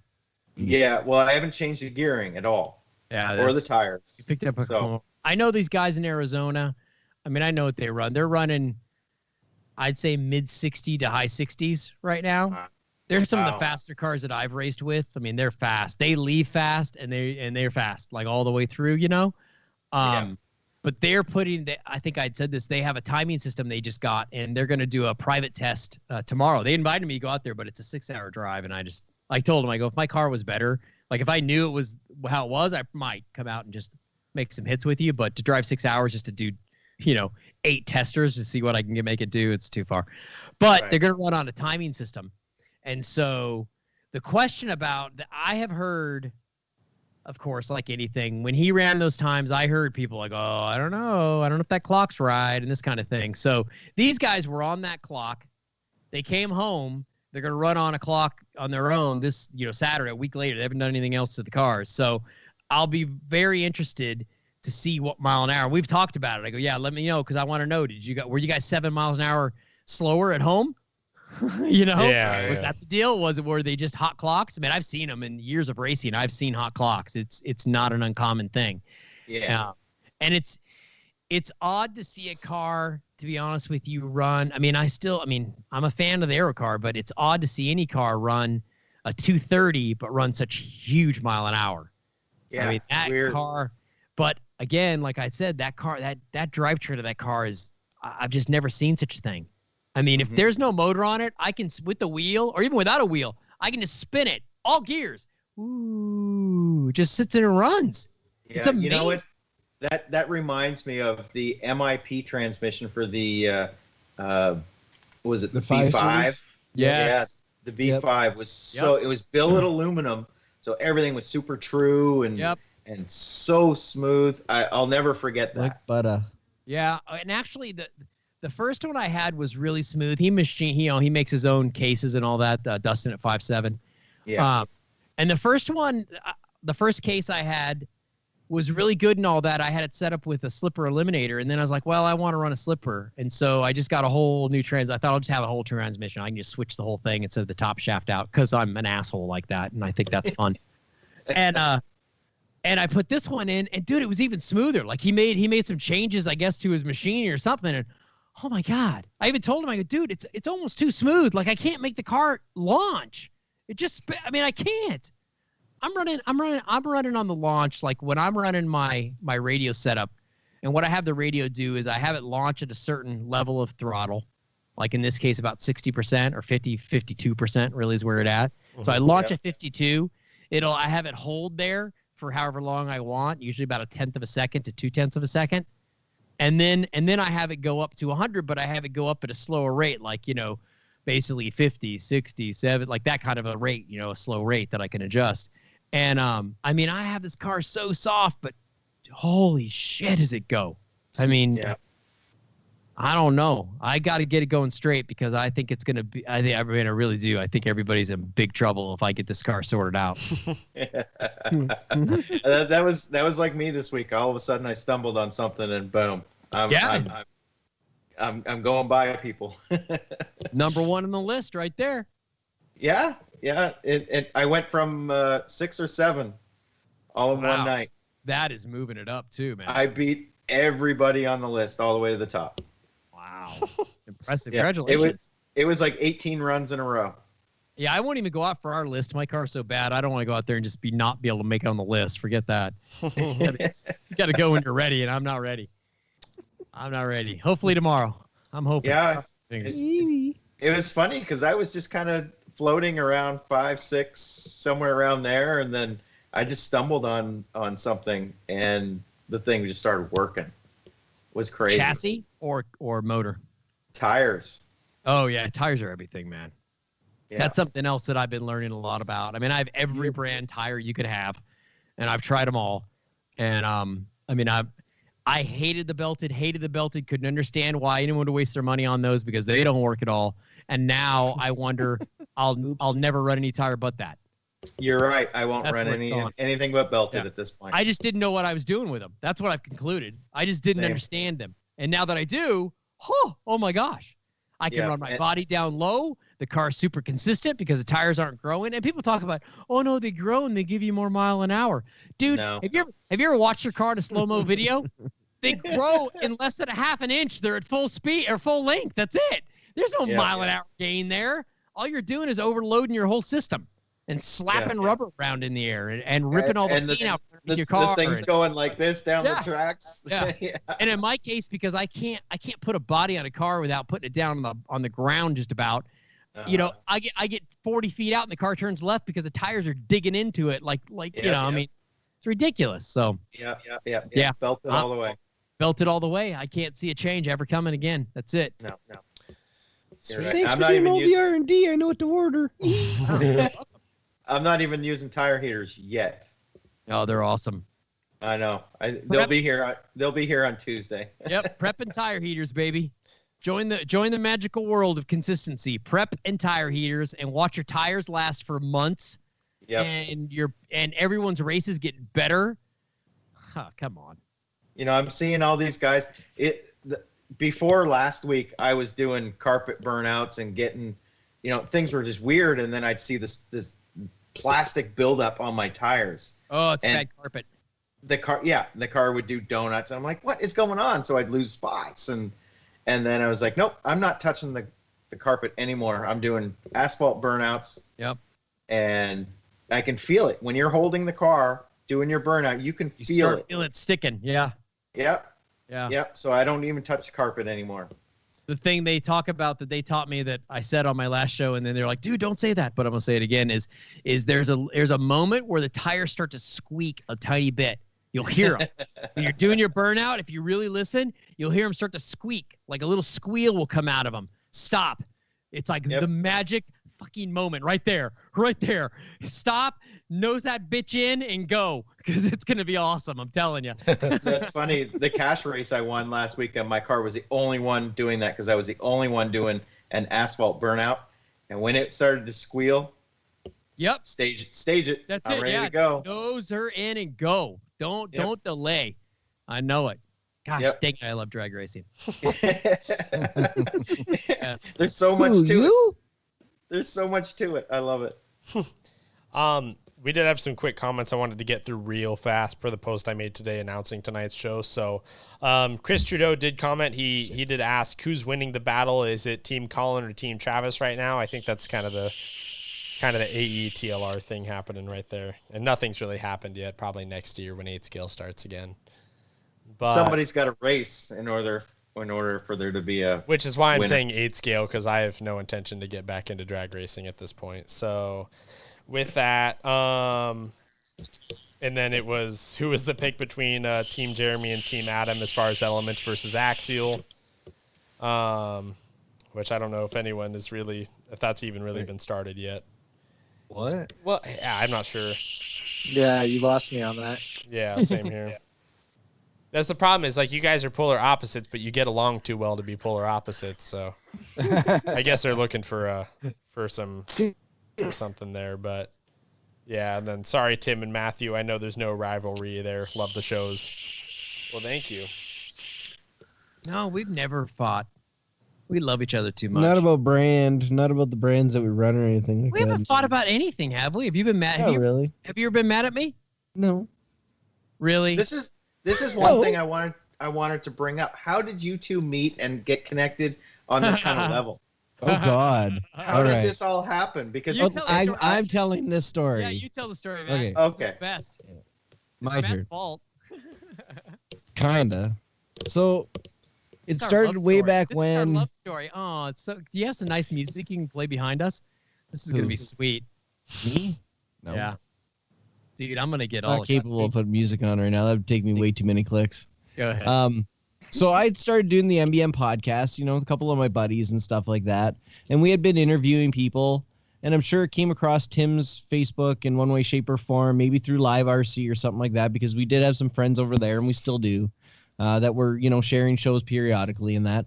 And just out of the blue one day, I'm going to pick up my kids from school, and I get a message on Facebook from Tim. It says, "Hey, I'm Tim Smith. Anytime you want to talk about RC, I'd love to come on your show and talk, be a guest." And I'm like, okay. Promotion, kids. That's Right. what I was doing. So Don't I'm wait for them like- to ask you. You ask them. Well, that's awesome, but I don't Put know you or yourself anything out like there. that. Sorry, I missed it. Go ahead.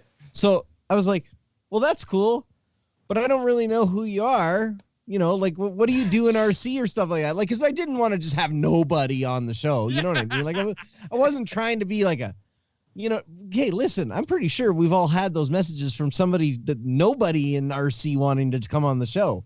It happens. So then Tim, being the awesome guy that he is, sends me a couple of links, and I click on the first one and I watch it and I go, holy shit, I've watched this video before.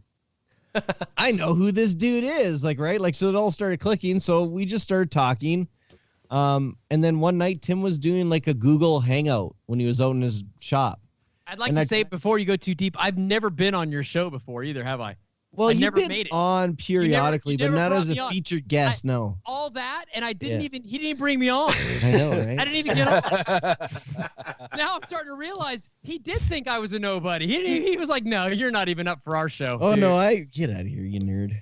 So,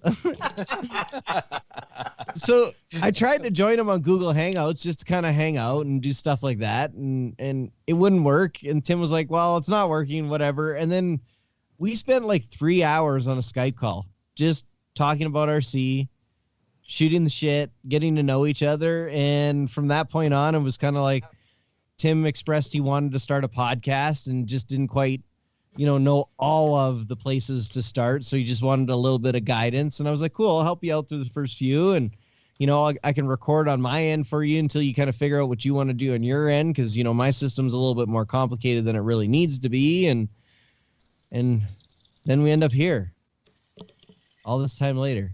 Yeah. So I know. That's how the whole story really ends up. And then a few shows turn into how many episodes are we at? Oh man, I don't know, 125 or A something. trip to Las Vegas. Yeah. I'm just a talent. That's all I bring. I'm just a talent. Even when people are coming on the show, I'm like, yeah, just message Matt. He works it all out, bring it on.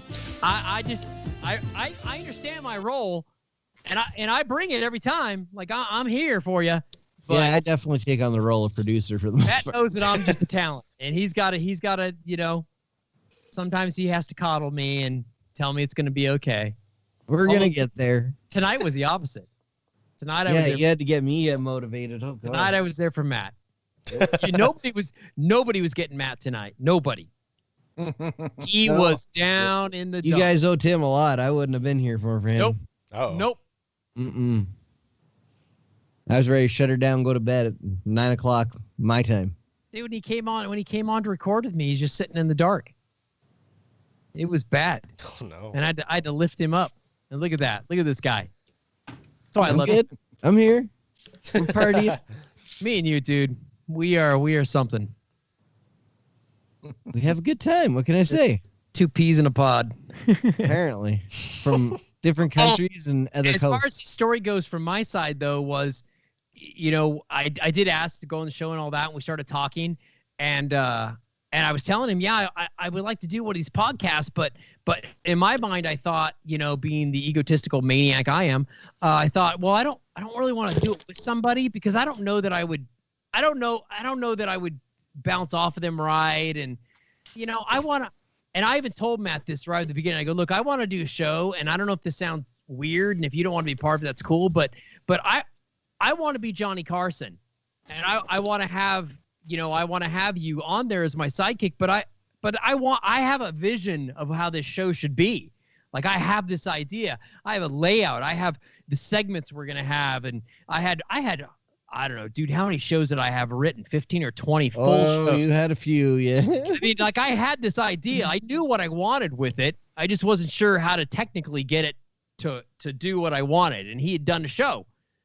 And so I said, that's when I said, I go, well, would you like to do a couple with me? And, just do a few. And then once I kind of figured out, then I can go and just do on my own. And I thought I would just I would have like a different guest host, co-host or whatever, like every show or every other show or whatever like that. But then I think it was honestly before probably we even recorded, Matt. Like, we would just, like you said, we sat and we just talked for hours. And I was like, well, I didn't really realize it then. I think it was after we did do a couple of shows, though. But I was like, this is the guy. Like, this is the guy.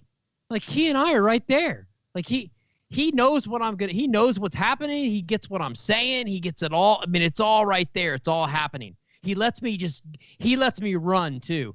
You guys don't even see that, but like, I mean, well, you do in a way. I get going, but he's really good. How about now? Yeah, he knows. He sees it happening. He's even said that sometimes. He's like, I knew. He goes, I don't know where you were going, but I knew you're revving up. Like, I could tell, and it was going to be good. So I just get the fuck out of the way and let you go. Yeah, we have tsunami. we have an awesome relationship. I wish he lived closer. That's my only regret. I know. Yeah, I've always wondered how you're so far apart, and you're different personalities, but you work so well together, and you kind of it feels like when you listen to the show that you've been together forever. I know, and I've heard that before. Isn't it? Yeah. And it's been like that since the beginning. It feels like to me. Well, to me, it really completes the fact that there's more. I even hate going down this road. There's a lot more to this world, to life in general, than I think any of us realize.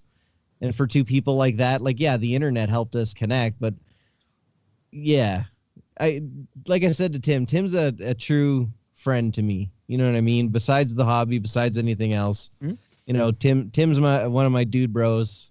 To the day I die. Hopefully, I don't. Yeah, I just never want that phone call to come. Don't do that anytime soon, okay? Yeah. That's why I'm trying to get in shape. Yeah. No, but yeah, I mean, he and I, we're the guys where, like, if he hasn't heard from me for a couple days, he'll even message his wife. Yeah, or text my wife, be like, hey, what's going on? Is he all right? Well, now I have his number, but before I got his number, I would message his wife and be like, Jenny, is Tim okay? Haven't heard from him for a few days. Yeah. So not my normal Tim here. Well, yeah, he's okay. His balls have been on fire, though. Yeah. Oh, man. And to be honest with you, Matt and I are both struggle from this. A lot of people do. In order to, when you can have this level of a personality, you can also have the opposite of it pretty easily. And I can tell when I'm, there's times where I'm going there. Like, well, I'm going to go visit a dark place for a little while. And Matt has the same thing. We've talked about that. We haven't really talked about it too much on our show, but we've spoken about it. Yeah. And like tonight, we have both been very good at sensing when the other person's going there, and then, come on, let's get you out of there. Like, that's not where we're going to go right now. Like, we've done shows where both of us at different times where where we were both right there and didn't want to do a show. And when the other person's no, come on. Because we know, once we get in there and you get going, you kind of blow it all out of you. Sometimes it makes it all better. And so tonight was one of those, and I luckily got to give a little to him for once. Good. That's funny because Travis and I both have our times where, like, hey, let's record. Like, I'm not really feeling like it, but okay. and then once we record it, everything feels great, and I'm glad we did that. Our dynamic is kind of weird though because we work together. So, we see each other for 8 hours a day on top of whenever we record. But, there's this, full disclosure, 3 weeks ago, I was ready to be done with this shit. I was like, fuck the podcast, fuck RC, I'm done with all of it. Like, I'm not into it. And every week, I'm not the only one. I was honest, and like, especially with like the drag racing For thing, sale, like, take it all. Yeah, especially with the drag Just racing get it thing. the fuck out of here. Yeah, after the whole NPRC shit happened with, we all have met Douglas, unfortunately, which I haven't told that story yet. But I guess he blocked me now, so I guess I can tell it. But that happened, and so after that, I was just like, you know what, fuck it, I'm over it. Because like for me, I don't drive that much anymore, so I'm much more privileged to the political side of RC, and so it's like all I see, and so then I end up not wanting to do it anymore. So then Colin and I started recording like a week and a half ago again, and all of a sudden it's like, yeah, it's rejuvenated. It actually feels fun. So it's hard to like, especially like that's the one thing that people don't see. Like, and this is something that I wish people could see from the listener end, is that like when you do these shows, like even like myself, I'm not a big personality guy. So like for me, it's like, it's not even as much entertainment as it is like, it's just me. And that, yes, people don't, I guess, have the context sometimes, like, to understand if someone is in a place where, you know what, they're just really not fucking into it right now. Like, RC is not that fun for them. They're not getting the enjoyment. Sometimes it feels like work. So it's like, it's hard for people to see that. And if you don't just flat out explain it, especially if you do something like a podcast where it's like there's an entertainment value to what you're doing now, then how do you that's something I've struggled with. How do you conduct yourself in a way that you can still put that on and actually be enthusiastic and, not make people go, hey, what the hell, dude? Like, what's going on? That's what I try to avoid, Yeah. I mean, in my case, it's kind of a character I step into a little bit. Yeah. Like I said, I mean, you see me outside of here and I'm a normal guy. We speak, I can speak like this. I can speak on a normal tone and not all going all crazy, but yeah, but you put Tim and I in a room together and suddenly it turns on. It does, though. We were in Vegas, and the second I saw him, it was like all of a sudden we were doing a show together. Yeah. Like we couldn't stop. Yeah. Which is awesome. Yeah, which is awesome.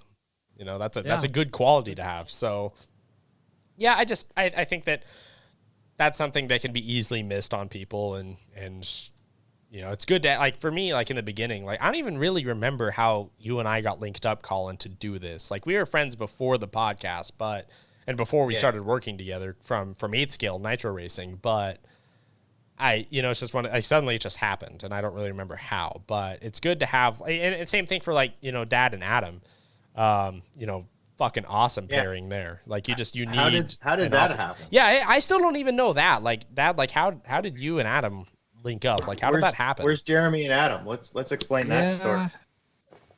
Well, I don't know. I was thinking about wanting to do a podcast for a while about Scale RC stuff, and then I don't know. Adam was just kind of the first choice I had. I mean, I didn't really ask or talk to anybody else about it. I just kind of knew he was the one I wanted to do it with. Yeah. Just because we had a good rapport through knowing each other from Axial Fest and stuff, and then sponsoring he and Elio and everything, so it just worked out good. That's true. 2 Chains was I keep forgetting that between that and Axial Fest, that was a big link. Yeah. Mm-hmm. 2 Chains. Yeah. God. You guys have no idea how hard I looked on the internet trying to find him saying it when we were talking about it. Like, I was so mad, and it's like, that's the only place where I get disappointed in myself when Tim and I do shows, is just I don't get enough clips of audio early enough. Yeah, I'm the same way. I'm really bad about all that. But yeah. No, that's awesome. I said it's all good that we all have like our kind of opposite support group, because this shit get, like you said earlier, it's fucking exhausting sometimes, dude. Like, I love doing it, but it's hard. Like, it's a lot of work. Oh yeah. Yeah.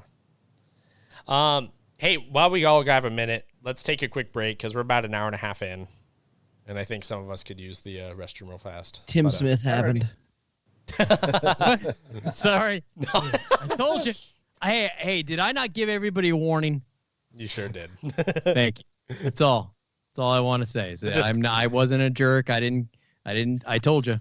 I gave you a fair warning. The disclaimer was there. Yeah. I can't control this.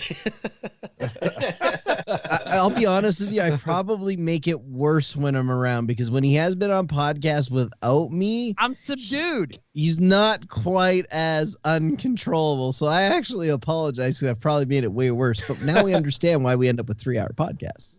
Well, this is why we do an after dark. That's why we do this. Yeah. That's true though, because I do. Matt talks. I'm supposed to talk right after. I'm a trained monkey. Like told I'm just talent. I don't know any better. Better, you guys. So that's awesome. Badass. Yeah. Let's reconvene in a couple minutes here, and we'll play a quick song, and yeah. I need a beer. Yeah, I think we all do. We'll be back.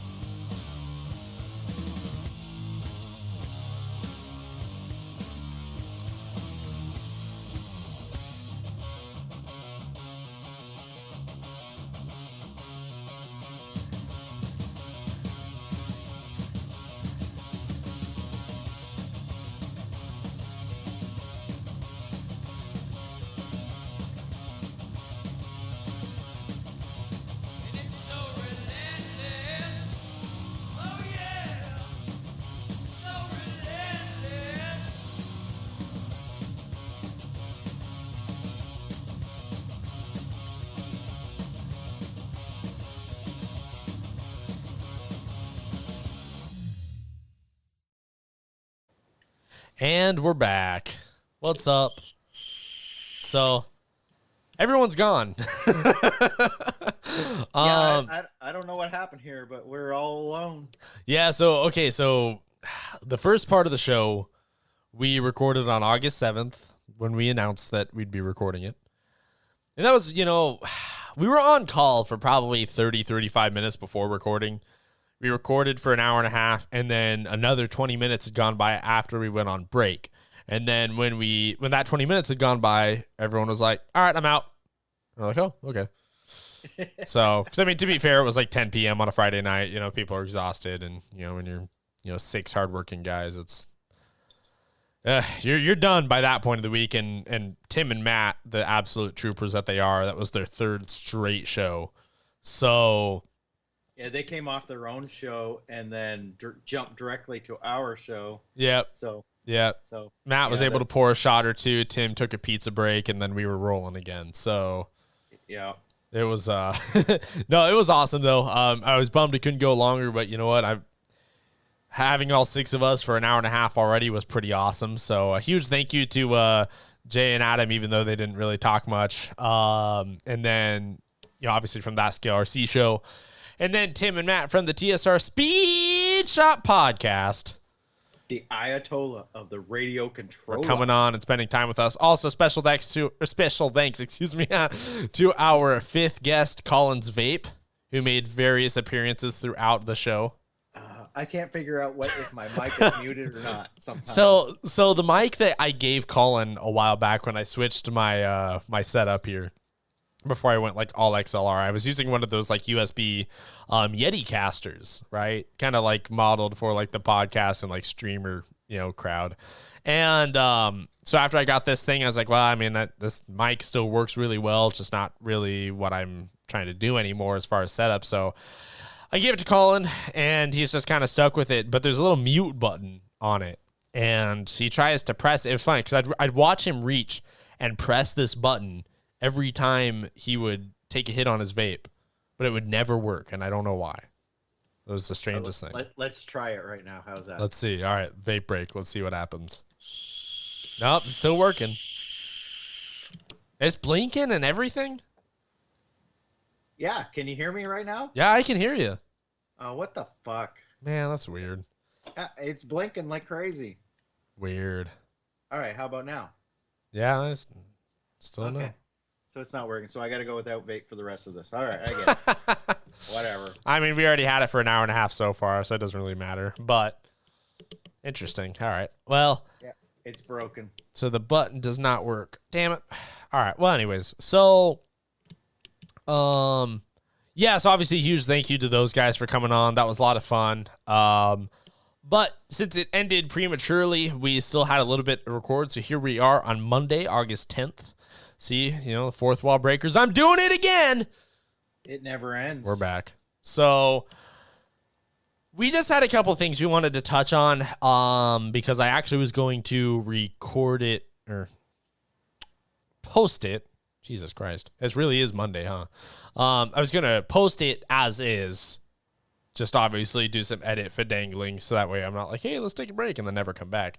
But no, we just had a couple closing points. So the first thing is, as alluded to in the beginning of this episode, that JQ asked for kind of a bit of a clarification as far as our criticisms of or rather mine, of the RCGP video that came out, the Driven docuseries. We touched on it in the beginning part of this episode.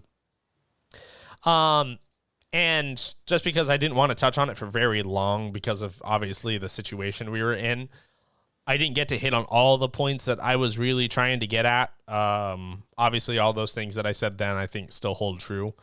But I'm just going to kind of make my final piece with this just because even though it's only the second episode we've talked about this, and it's also been like a week in actual life of me thinking about this and having to talk about it. So I'm just going to kind of put it to rest. So hold on a second. Yeah. Do you really think JQ is going to listen all the way through this to the end? He makes it about 10 minutes in, and then his ADD kicks in, and he can't. No, he's not going to listen all the way through. No, but I'm also not doing this for him. Okay. I'm giving the video the respect it deserves, and if someone is like, hey, can you clarify? Sure, because like I suggested before, that for what we know of Joseph and how he goes about these things, this was a pleasant surprise in terms of the response. The last time that this happened with our podcast between us and him, well, it wasn't really us. It was you and Jeff. More Jeff, but you got the shit for it for episode 22. That was a very different outcome as far as his response to that. So I was appreciative in terms of how he handled it. Now, what I do know is that Keenan listens to all of it. So that's good enough for me. That's good enough for me because at least Keenan can kind of see what I'm talking about. But anyways, the point being, all those things that I said hold true in the beginning of this episode. But the other thing that kind of got me was that, so let's fill the blanks a little bit. So between then and now, and even Friday when we recorded the first part of this, Friday morning is when Keenan's podcast came out, and that was when Joseph had talked about it and made his rebuttals, the things that he couldn't accept, in his words. And he was talking about my comparison to the Formula One series, and then he was talking about, how it's not appealing to outside people, and he didn't think that was true. So again, I reached out to a couple friends of mine who are not RC enthusiasts. I shared them the videos. The general consensus that I got was that the videography was awesome, but they didn't really learn anything. And that was kind of the point that I was trying to prove, is that what are you learning? So the other side of it is that he compared to he didn't like my comparison to the Formula One series, saying that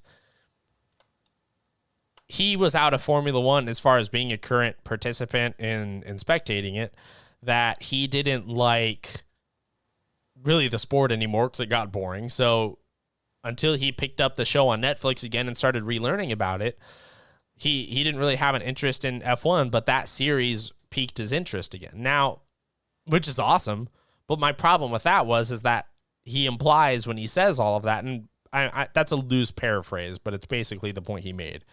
Yeah. The point that I'm making, I guess, in response to that is that he had a prior knowledge. He had a prior knowledge of Formula One at all. So even if he wasn't a current fan or spectator, whatever the terminology you want to use, he still had at least enough of a working knowledge to understand how F1 worked. So he's still able to draw all the blanks in that series that the connections you would not be able to make if you weren't already a fan. Sorry, people are fucking yelling outside for some reason. It sounded like you threw something at them. No, I shut my window. So that's what I get for trying to keep it cool in here. So anyways, so that was my problem. I was like, if you had prior knowledge, you don't need to have current interest. You can get out of RC and still understand how RC works. It doesn't change overnight. I mean, RC hasn't really changed all that much in terms of formats in a long time. So someone who left 10 years ago and comes back and starts racing now isn't going to be too surprised by how things work. If anything, they're going to expect it to be the same, and they won't be surprised. The only thing that changes is the technology, right? Just like all of the other forms of motorsport. There's kind of a trend. So now here's kind of my final point in all this. What I'm kind of building up to is that and Keenan did an interview with him last week. His main guest was with Matt, the guy who made it. Who's been around for a long time, was a huge part of RC Racing TV, which is like the Europe equivalent of Live RC, although I think they've always done much better in terms of their coverage. I always liked watching their races just a little bit more. But my criticism of the video stemmed from one thing, is that RCGP had a mission statement. They wanted to try and grow the sport from the outside. Obviously, you're going to make a video like this. You want it to accomplish that. I don't really feel like the pieces were there to do that. But I really don't believe that that's Matt's fault. Okay, like what I felt was the excitement will translate to to people inside or outside, but explaining to them how to get into something like this doesn't. Yeah. I think that's where the whole disconnect is. Yeah, because visually it's all really appealing. Like, obviously we talked about how awesome the videography was, but the video did show a good chunk of just the racing. And yeah, the excitement and the drama was great. And that will translate into getting people excited. But then what do they do from there? How do they get into it at that point? Well, right. And again, okay, I've never seen this before, and I don't know where they do this and all this kind of stuff. I'm excited about this. Now what do I do? Yeah, it looks badass. What now? Right. Yeah.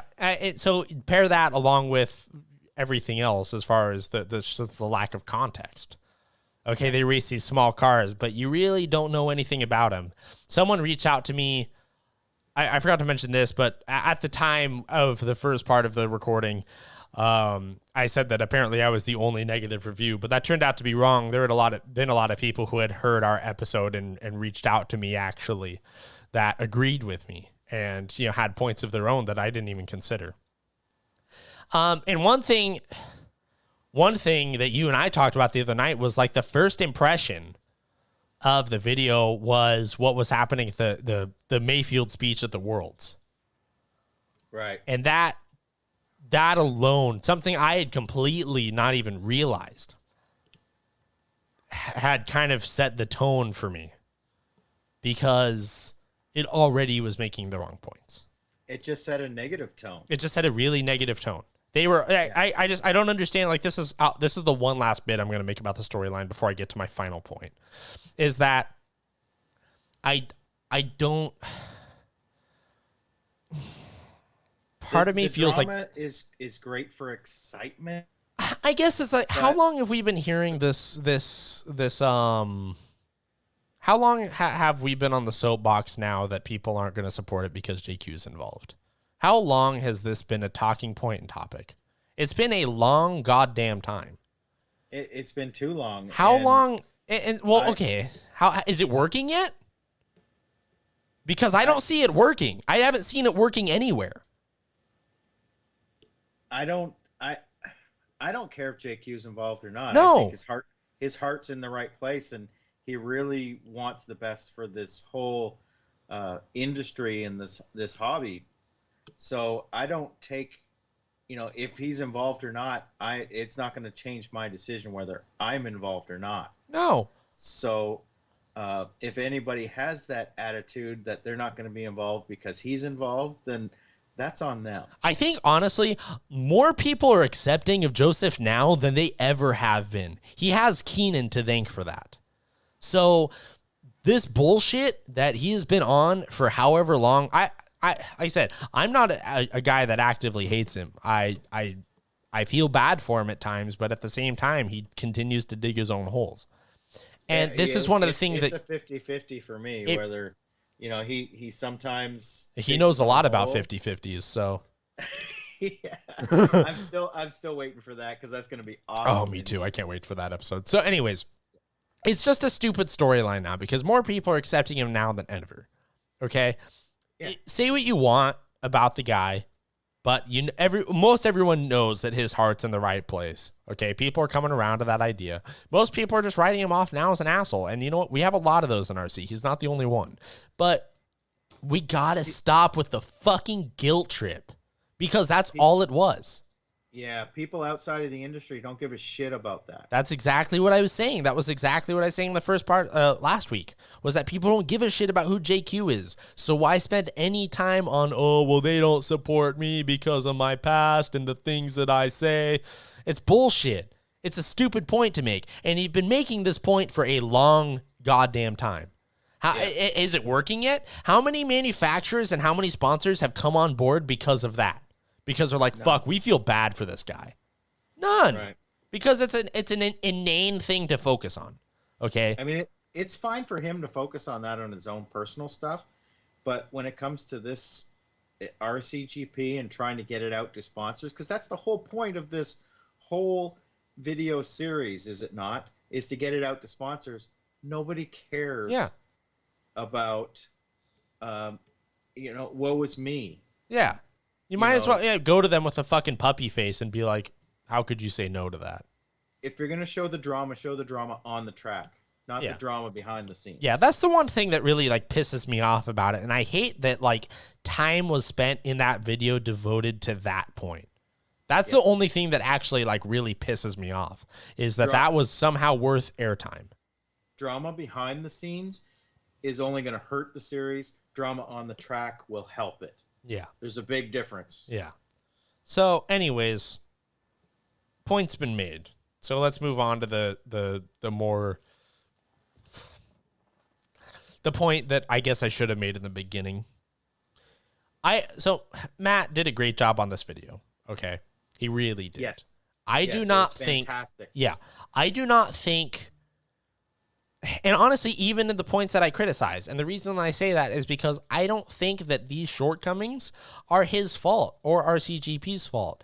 I think it's a symptom of something much greater, which is that this industry has no idea how to connect with people. Think about it. It's an industry that steals customers from other companies within the industry. It's a fundamental problem right from the beginning. I mean, yeah, that's true. That's something I hadn't really thought about, but that is true. That's the bottom line. We're competing for customers who are already in the industry.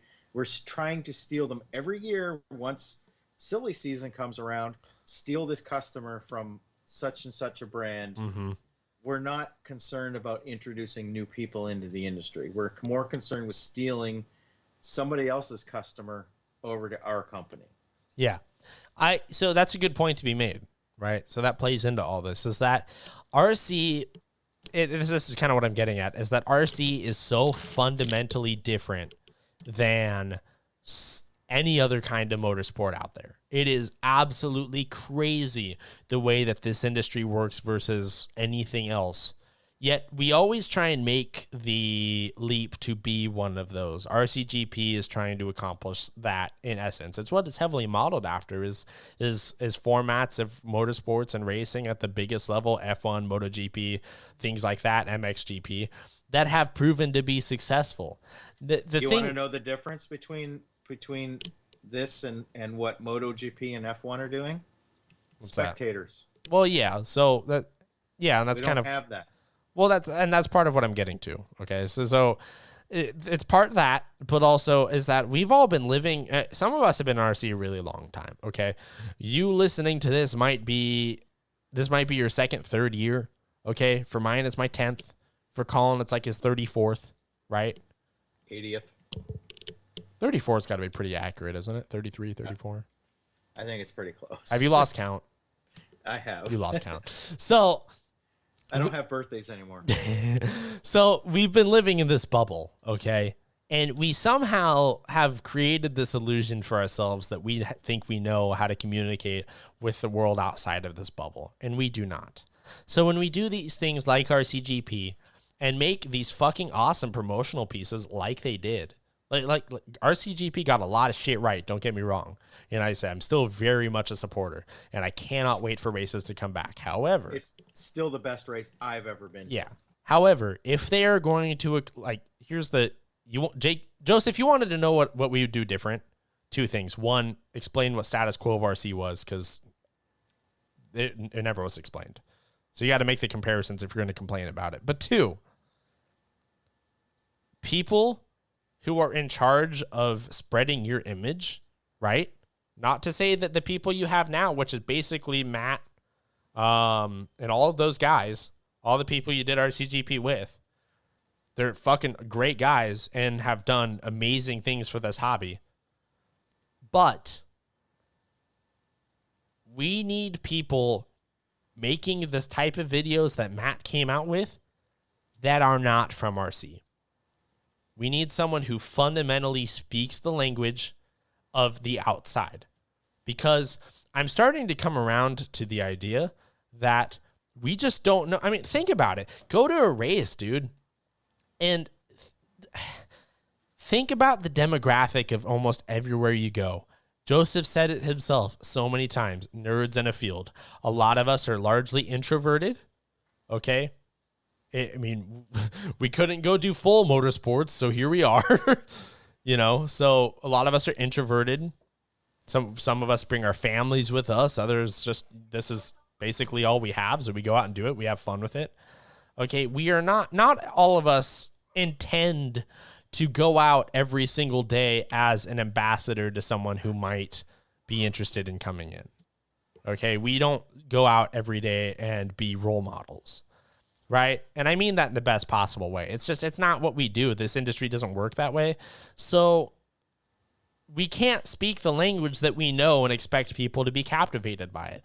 What they really need is people who can come in, do what our CGP did, but do it without really, I mean, people who are smart enough to come in and figure out RC, but not people who were born in it. I think that's the problem, because we all know the industry too well that we aren't going to be able to connect with the outside world in a way that's going to make people want to join us. We don't know how to talk to people that way, because none of us have ever really had to do it. You have small pickings of people throughout the industry, like a Jason Snyder, for example, who outside of RC before it became his full-time gig, did marketing for a living, right? So you want people like that who understand the language beyond RC. If RCGP wants to make make that dream a reality, if they want to accomplish, if they want to basically achieve the things that I think that they did not with this particular video and what they have failed to achieve so far in their series, it's because it is entirely made up of RC people. And I think that's the problem. Okay. Not everyone who is part of a motorsports production somewhere, okay, is 100% bought in, and especially a participant at some point of the sport. Okay. That's something that's very unique to us, which is why our bubble is so fucking weird. We're just advertising to ourselves. Yeah, because it's the only way we know how, Colin. It's the only way we know how. It's the only thing we've ever done. We've been doing it since RC began. So all of a sudden we know how to captivate people, outside of RC in order to bring them in, and even if they can't get it initially, get them from a spectator standpoint? Probably not, dude. Right? And everybody that's responded so far says, "Oh, this video is so great. This is so great." These are RC people that understand the drama and the backstory behind all of this stuff. Because they were able to make all of the connections, because they knew who all these people were. They understand how RC works. So they are able to. The CEO of Red Bull or Monster doesn't give a fuck who JQ is. No, and that was my problem. It's like you don't know, a person who's not into RC at all is supposed to watch this video and be interested in racing and want to buy a car. But not only that, you want someone to give you money and support your series based off of what you've just showed them. Right. And JQ could sell a bunch of cars. He's done great on most of this stuff. But as far as this video, bringing that side of it and the backstory of JQ into it, the outside world doesn't need to know that until they're into our world. Yeah. Because it only hurts our world. Yeah. And I like JQ. I really think he's a smart dude, and I like his approach to most things, not all things, but most things. And as somebody who's been in the industry, and I can relate, and I enjoy a lot of his Facebook posts and his live videos and all that kind of stuff. But the outside world does not need to be brought into that drama. No. Until they are part of our world. You know what I mean? Yeah, exactly. Yeah. So anyways, the production of the video was fantastic. Mm-hmm. But there was certain aspects, like the JQ side of it, which did not need to be brought into. Besides that point, you're gonna use this video to promote to the outside world. Well, that is not helping us. Yeah, Well, and that's, I mean, take that element away from it, take the JQ element away from it. We just take back the video as it is. Like I said, I think it is a symptom of a bigger problem, right? I don't think that this is, by no means is this, someone made an error somewhere along the way with the video, besides the JQ thing. That's the one thing. But, I don't want anybody to think we're beating on JQ because this really has nothing to do with JQ himself. No, it doesn't. It's just the placement doesn't make sense. Again, like you said, you got to. There are certain points where someone needed to sit back and look at what the mission statement was, and if this really accomplishes that. And the thing is, like I said, I'm not trying to rip on the video itself. I'm not trying to rip on Matt and, before anyone says, it sounds like you kind of fucking are. No, I'm not. It's that I don't think anyone in the industry could have done it better. We've never seen a piece of media like this come out of RC and be this good. I do not even put the Come Drive With Us videos up towards this just because they have the same problem, but a much narrower scope. Okay. Yeah, so let's just say this right now. This is the best RC production video, whatever you want to call it, that has come out yet. Ever. And it's without contest. There's nothing Let's close. say that. Yeah. Right. Yeah, I completely agree with that.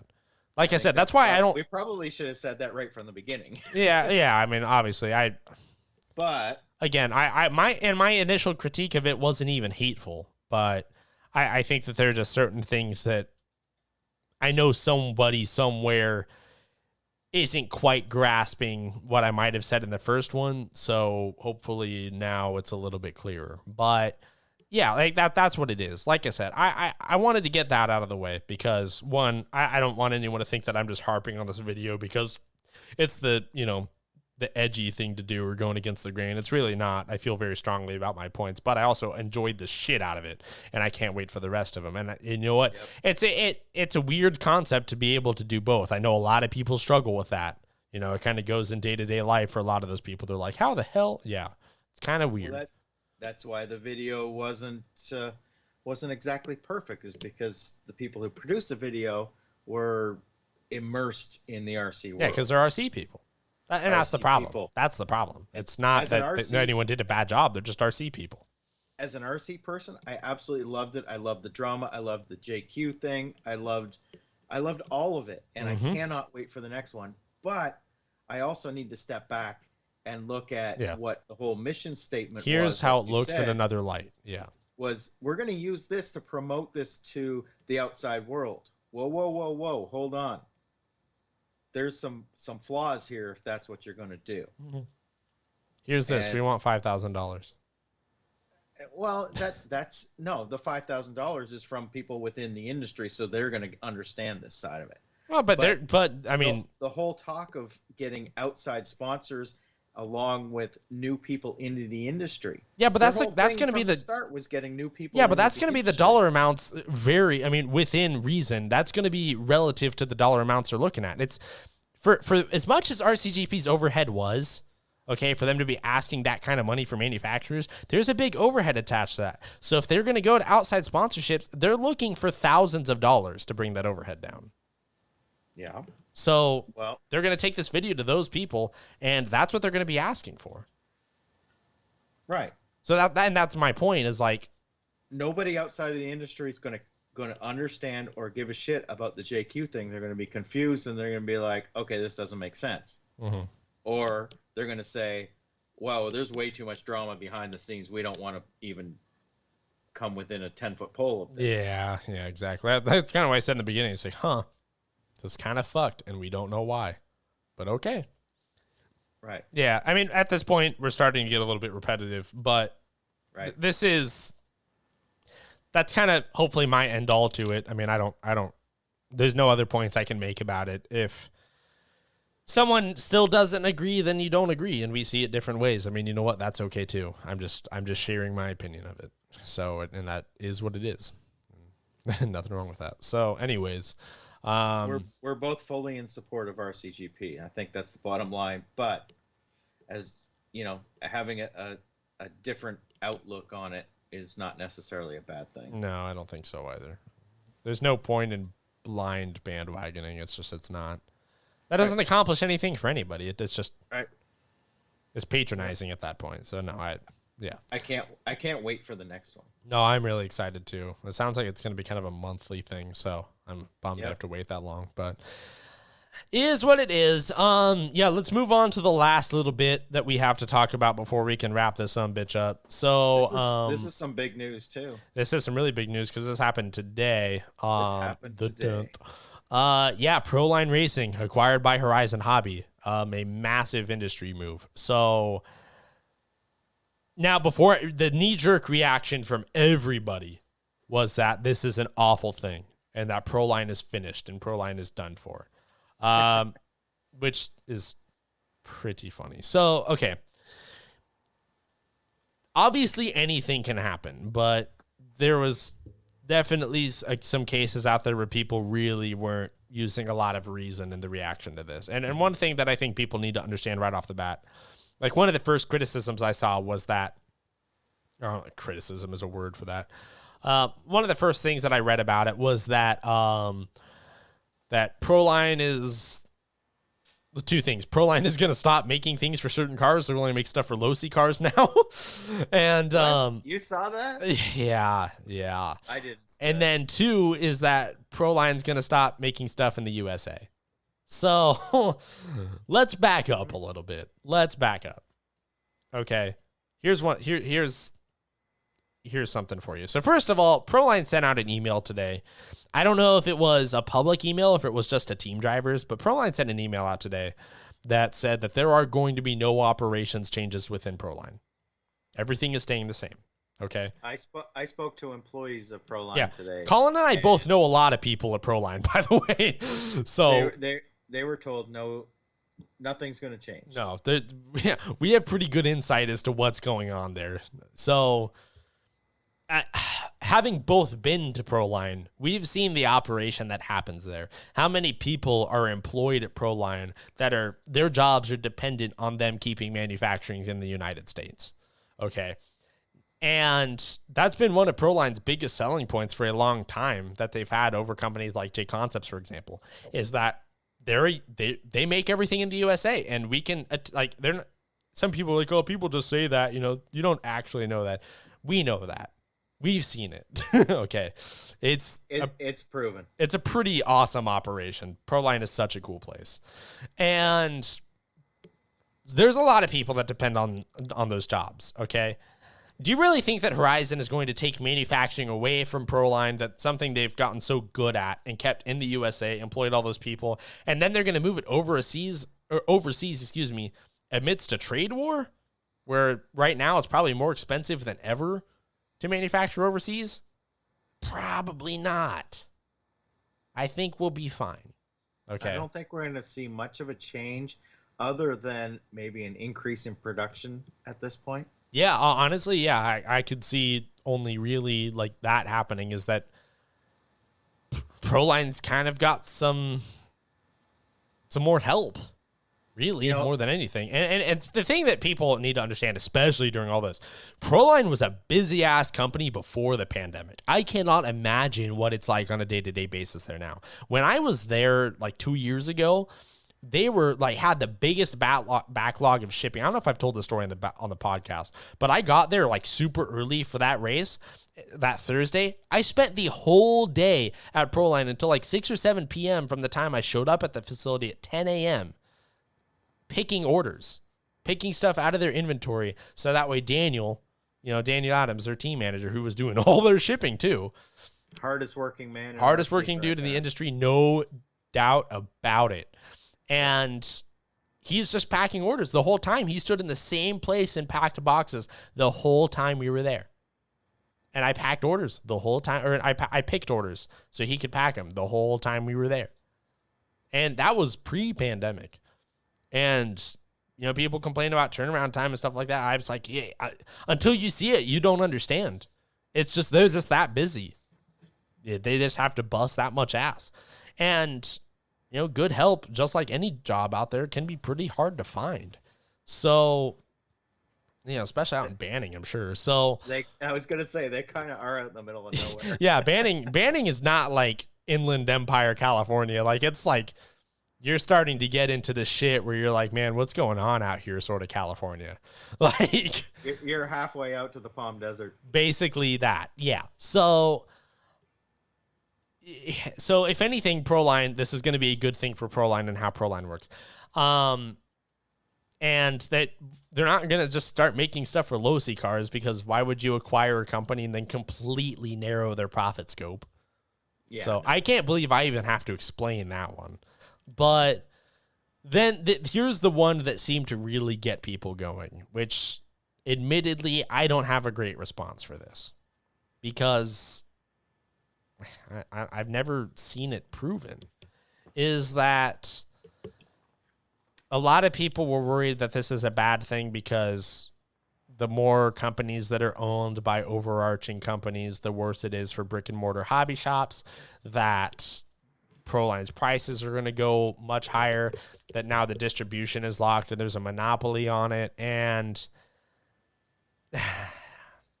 you know, I will say this, as I ran my own hobby shop, online and trackside hobby shop, for a couple of years, and I could not get into Horizon.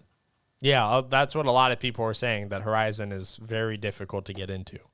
The buy-in and then the monthly requirement to keep it going, it was just not feasible for us. So we were able to get into a different distributor, and we could get Proline through there. If they continue that sort of structure, then you won't see much of a change. Yeah. But if they cut it off and all Proline is going directly through Horizon distributing, you may see some of the smaller shops not be able to carry it. Yeah, so then I could totally understand. Could be a problem. Yeah, and so I think, yeah, that makes sense. I think they're smart enough to know not to cut that off. Well, again, why would you narrow your profit scope that much? Right, because I don't agree with the philosophy, but a lot of these big buy-in philosophies is that, well, they're serious and they're going to spend money, a lot of money up front, and then they're going to continue to spend money. And I don't think they would do that with Proline. I don't see how it's a win scenario if they did. Right, if they can. I don't see much. Proline has been a working, albeit a strenuous operation for a while, just because they don't have enough helping hands.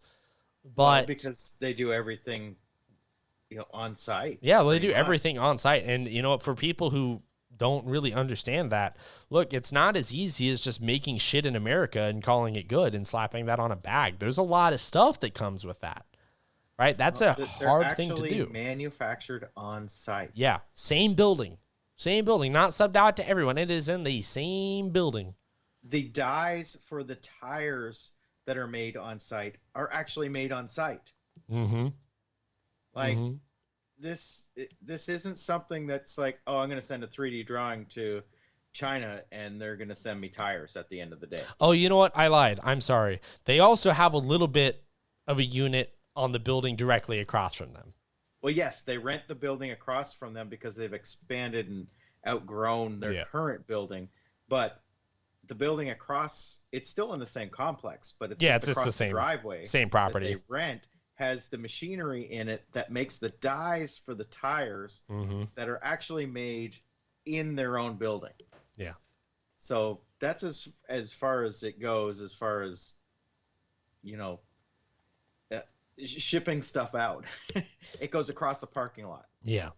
So I don't see what Horizon gains by narrowing them. Proline's been working fine. So made in America, baby. The only thing I could see is an expansion of Proline at some point. I can only see it growing with an influx of resources. So as long as they don't cut off their distributor network that they've got existing, which I really don't see. That's the only legitimate worry I've seen. It's the only legitimate worry I've seen, but I don't think they're going to change manufacturing. They're smarter than that. Anything like that. No. They'll be fine. Everything will be fine. I really think so. And you know what? If we're wrong and we turn out to be full of shit, then come back and tell us. But you know what? That hasn't really happened yet. We will admit it. We will call our own selves out. Yeah. On the podcast. Yeah. If it happens. So. Yeah. Maybe at some point when when we had Randall on from Axial on the Scale Show a little while ago, he kind of alluded that there's still very much in transition from the Horizon acquisition.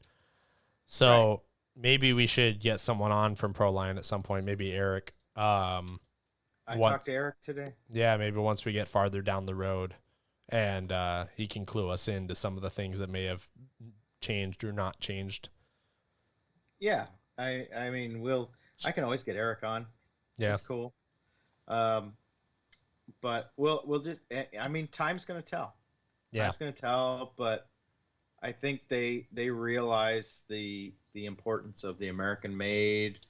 Everything's done here. You know, they've got a lot of employees that are very important to that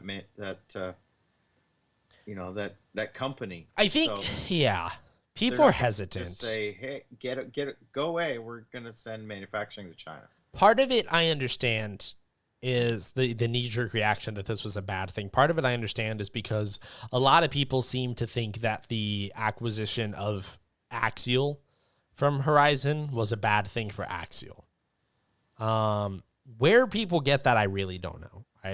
But for whatever reason, actually, I know why, but it's a misguided thought. The problem is that Axial was a company that was super personable pre-Horizon. Okay, when we went to Axial Fest, Axial's employees were everywhere. And they're always checking up on you. I mean, granted, we were a vendor, but they're always checking up on you. Super nice people. It's just a production of an event. Awesome. When Horizon took over,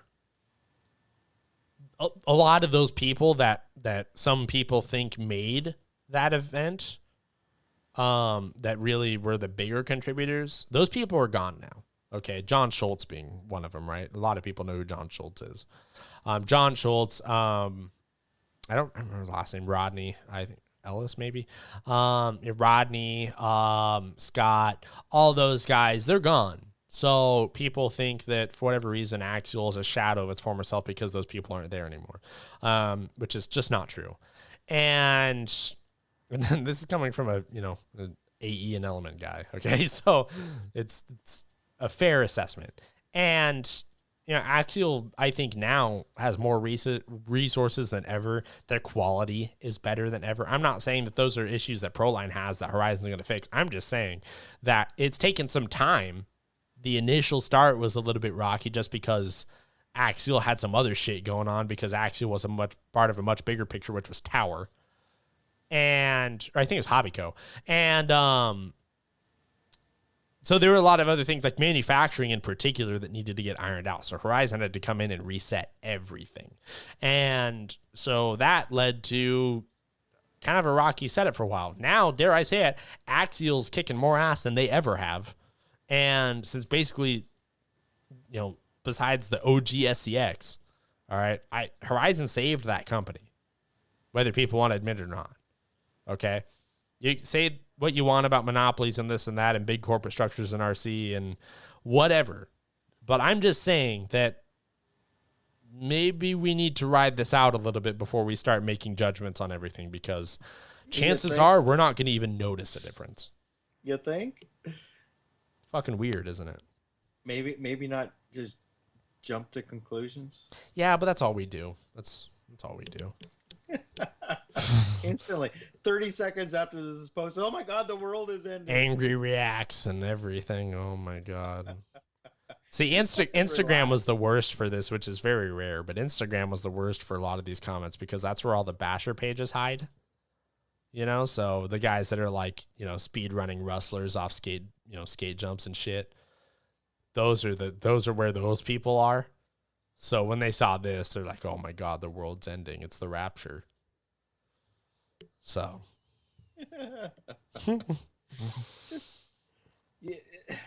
Man. Calm down, people. It'll be okay. if all of us in the RC world were as intelligent and educated as the people making these big old decisions that are going on like that, we'd all be rich. These kind of decisions.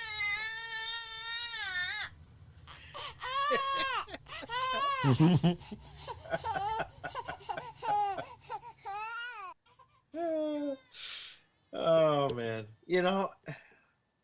if we were all that smart, we would all be the CEO of companies as big as Horizon. Yeah, no shit. We're all just a bunch of what is it, armchair CEOs? Yeah, I hope none of you are business owners out there. Dare I say it, time's limited.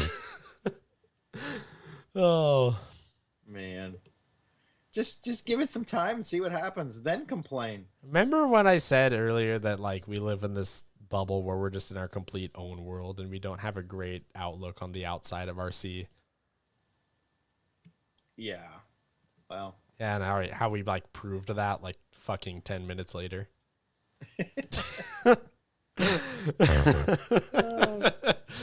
Just sit back and watch sometimes. It's all you need to do. Sit back and watch a few different things happen, and you learn to see certain things that are going on instead of getting right up on your keyboard and posting the first thing that's on your mind. Just sit back and watch. I yesterday or the day before I deleted Facebook off my phone. Mm-hmm. Oh, it's been so nice. It's been absolutely awesome, actually. Then how did you learn about this? Because you told me. What, about 10 o'clock this morning? Yeah, you told me, and then I got on Instagram and saw it. Oh, Instagram is now the the reliable source. Well, I mean, Instagram is much calmer, to be fair, so I can actually tolerate it. Even the bad is not as bad. Right. So, yeah. Real quick. No, you know another one? No. You got another one? No, I'm not even bringing it up because it's not even worth it. It's not even RC related. Do it. There's some tinfoil hat shit is what it was. Tinfoil. Yeah. Okay. I need to get one of those. A tinfoil hat. If we ever start doing this video in podcast format, I'm going to break it out. And every once in a while, let's say some crazy shit. I'm going to make you the craziest tinfoil hat you've ever seen. Dude, get on it. How's that? I got to keep them out of my head, man. It's all that All right. 5G. I'm going to make you the biggest, craziest tinfoil hat, and it may or may not include a penis. Oh, God. Exactly. So, okay, here's a funny story. So, I got to show this thing to you. It's horrific. So, when I started learning CAD in like 2016,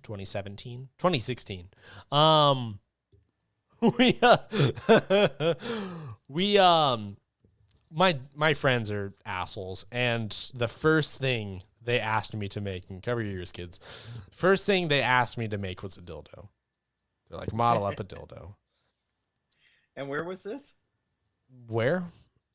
What company? What? No, this is when I was in school. Oh. So when I was in school for CAD. So, and I was kind of telling them what I was doing. They're like, the fucking first thing they say is, "Hey, model up a dildo for us."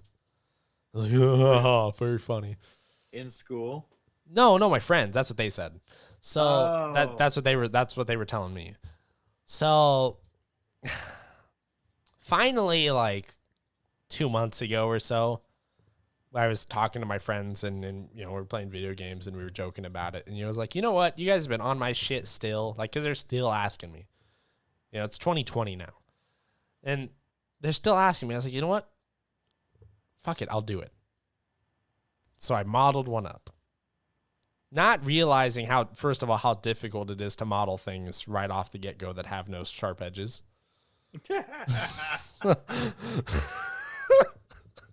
Oh man. Tell me you didn't 3D print that. No, but that was the original plan because they were like model it and 3D print it. I mean, I said I would. All right, which I said in the beginning I would model it too. So I guess by 2024 I can 3D print it. But I'm still debating what material to use because I have a plethora of materials I can use here. Something soft as plethora. I do have a wood fill. Wood fill. But I did these like really nice CAD renders and everything, did it all up in carbon fiber and like scenic shots with it and everything. Like total renders. Fucking amazing. You made an amazing cock. Well, no, the item itself was pretty bad. It was, like I said, it was scary. The item. You can't even say it. That's the difference between you and I. It doesn't even, well, because it doesn't even deserve the respect to call it a dick. Like it just. See, I don't give a shit anymore. I'm old enough. I don't care. Yeah, boomerisms with your ticky-tacky. Ticky-tacky. Ticky-tacky That's with what, your little dick. That's what my last, that was what was my other topic was going to be about was the ticky-tacky. But I was like, you know what? I'm just going to save it. It's not even worth getting into.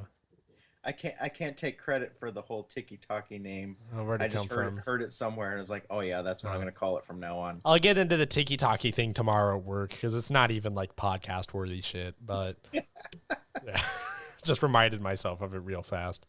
All right. But yeah, I don't have anything else. There was one button I added to my soundboard I never got to press during our show, so I'm going to press it now. Do we need a lead up to it? No. I don't know how the fuck I would lead up to this. Okay. So, yeah, we'll see. It's tail time. It's tail time. Oh yes. Everyone played Gex, right? No. Okay. No, I have no idea what any of that is. But nobody knows what Gex is. That's. Well, I guess it's kind of the joke. It's tail time. All right. Tail time. We should end. All I remember is talking about that while Tim and Matt were on. Oh, Tim's eating his pizza. Yeah. Right. So, that's all I remember. Oh, all right. Yeah. Well, do you have anything else? We wrap this shit up now. Nope, I'm good. Since I can't vape halfway through this bullshit anyway. So. Well, good news. It's we're finally done now. I think if I restart this computer, it'll probably be back to normal again. Yeah, technical problems are so stupid. All right, well, thanks to Colin's Vape. Thanks to Tim Smith, Matt Howson, Adam Dean, Jay Kendall, and of course Colin. Colin's always here. Thanks, Colin. I'm always here. Colin's always here. Yeah. Yeah, along with my fan and my vape and my chargers and me messing with stuff. Can you stop using your vape? Can you turn your fan off? Can you turn your battery charger off? And tonight I got the door open, so I got people walking by making, they're conversing and their dogs are barking and all that kind of shit. So yeah, I'm just a soundboard of different sounds all the time. Yeah, that's all right. These after darks. I mean, I guess it's still technically an after dark, huh? This is an after dark. I think the next one will have to be a little more professional. Yeah, you're right. But, all right. Yeah, that's what it is. I'll work on that. I'm a little bit bummed because I was hoping this would go on a little bit longer, but you know what? Scheduling is hard. So, all right. Well, that's been episode 50, everybody. So thank you guys so much for your support. We really can't believe we've released this many podcasts. We're halfway to 100. Yeah. We're halfway to 100. Huge thank you to everyone who supported us on Patreon, especially. I know it's been light in terms of content the past couple months, but you know what? You guys are so kick-ass. I honestly just thank you. It means a ton to us. Really appreciate it. Don't know when episode 51 will be out. I guess it depends on what happens with RC. I mean, obviously the goal is always next week. Well, hey, this is two in less than a week. So, well, yeah, kind of, just about. It'll be about a week, but yeah. But yeah, so 51 hopefully should be on tap fairly soon. But no, honestly, thank you guys so much. It's been an awesome ride so far. We can't wait for more. Yeah, so I'm gonna go ahead and get this shindig posted. Let's get out of here. Giggity, giggity, giggity, giggity, giggity, giggity, you. See you guys.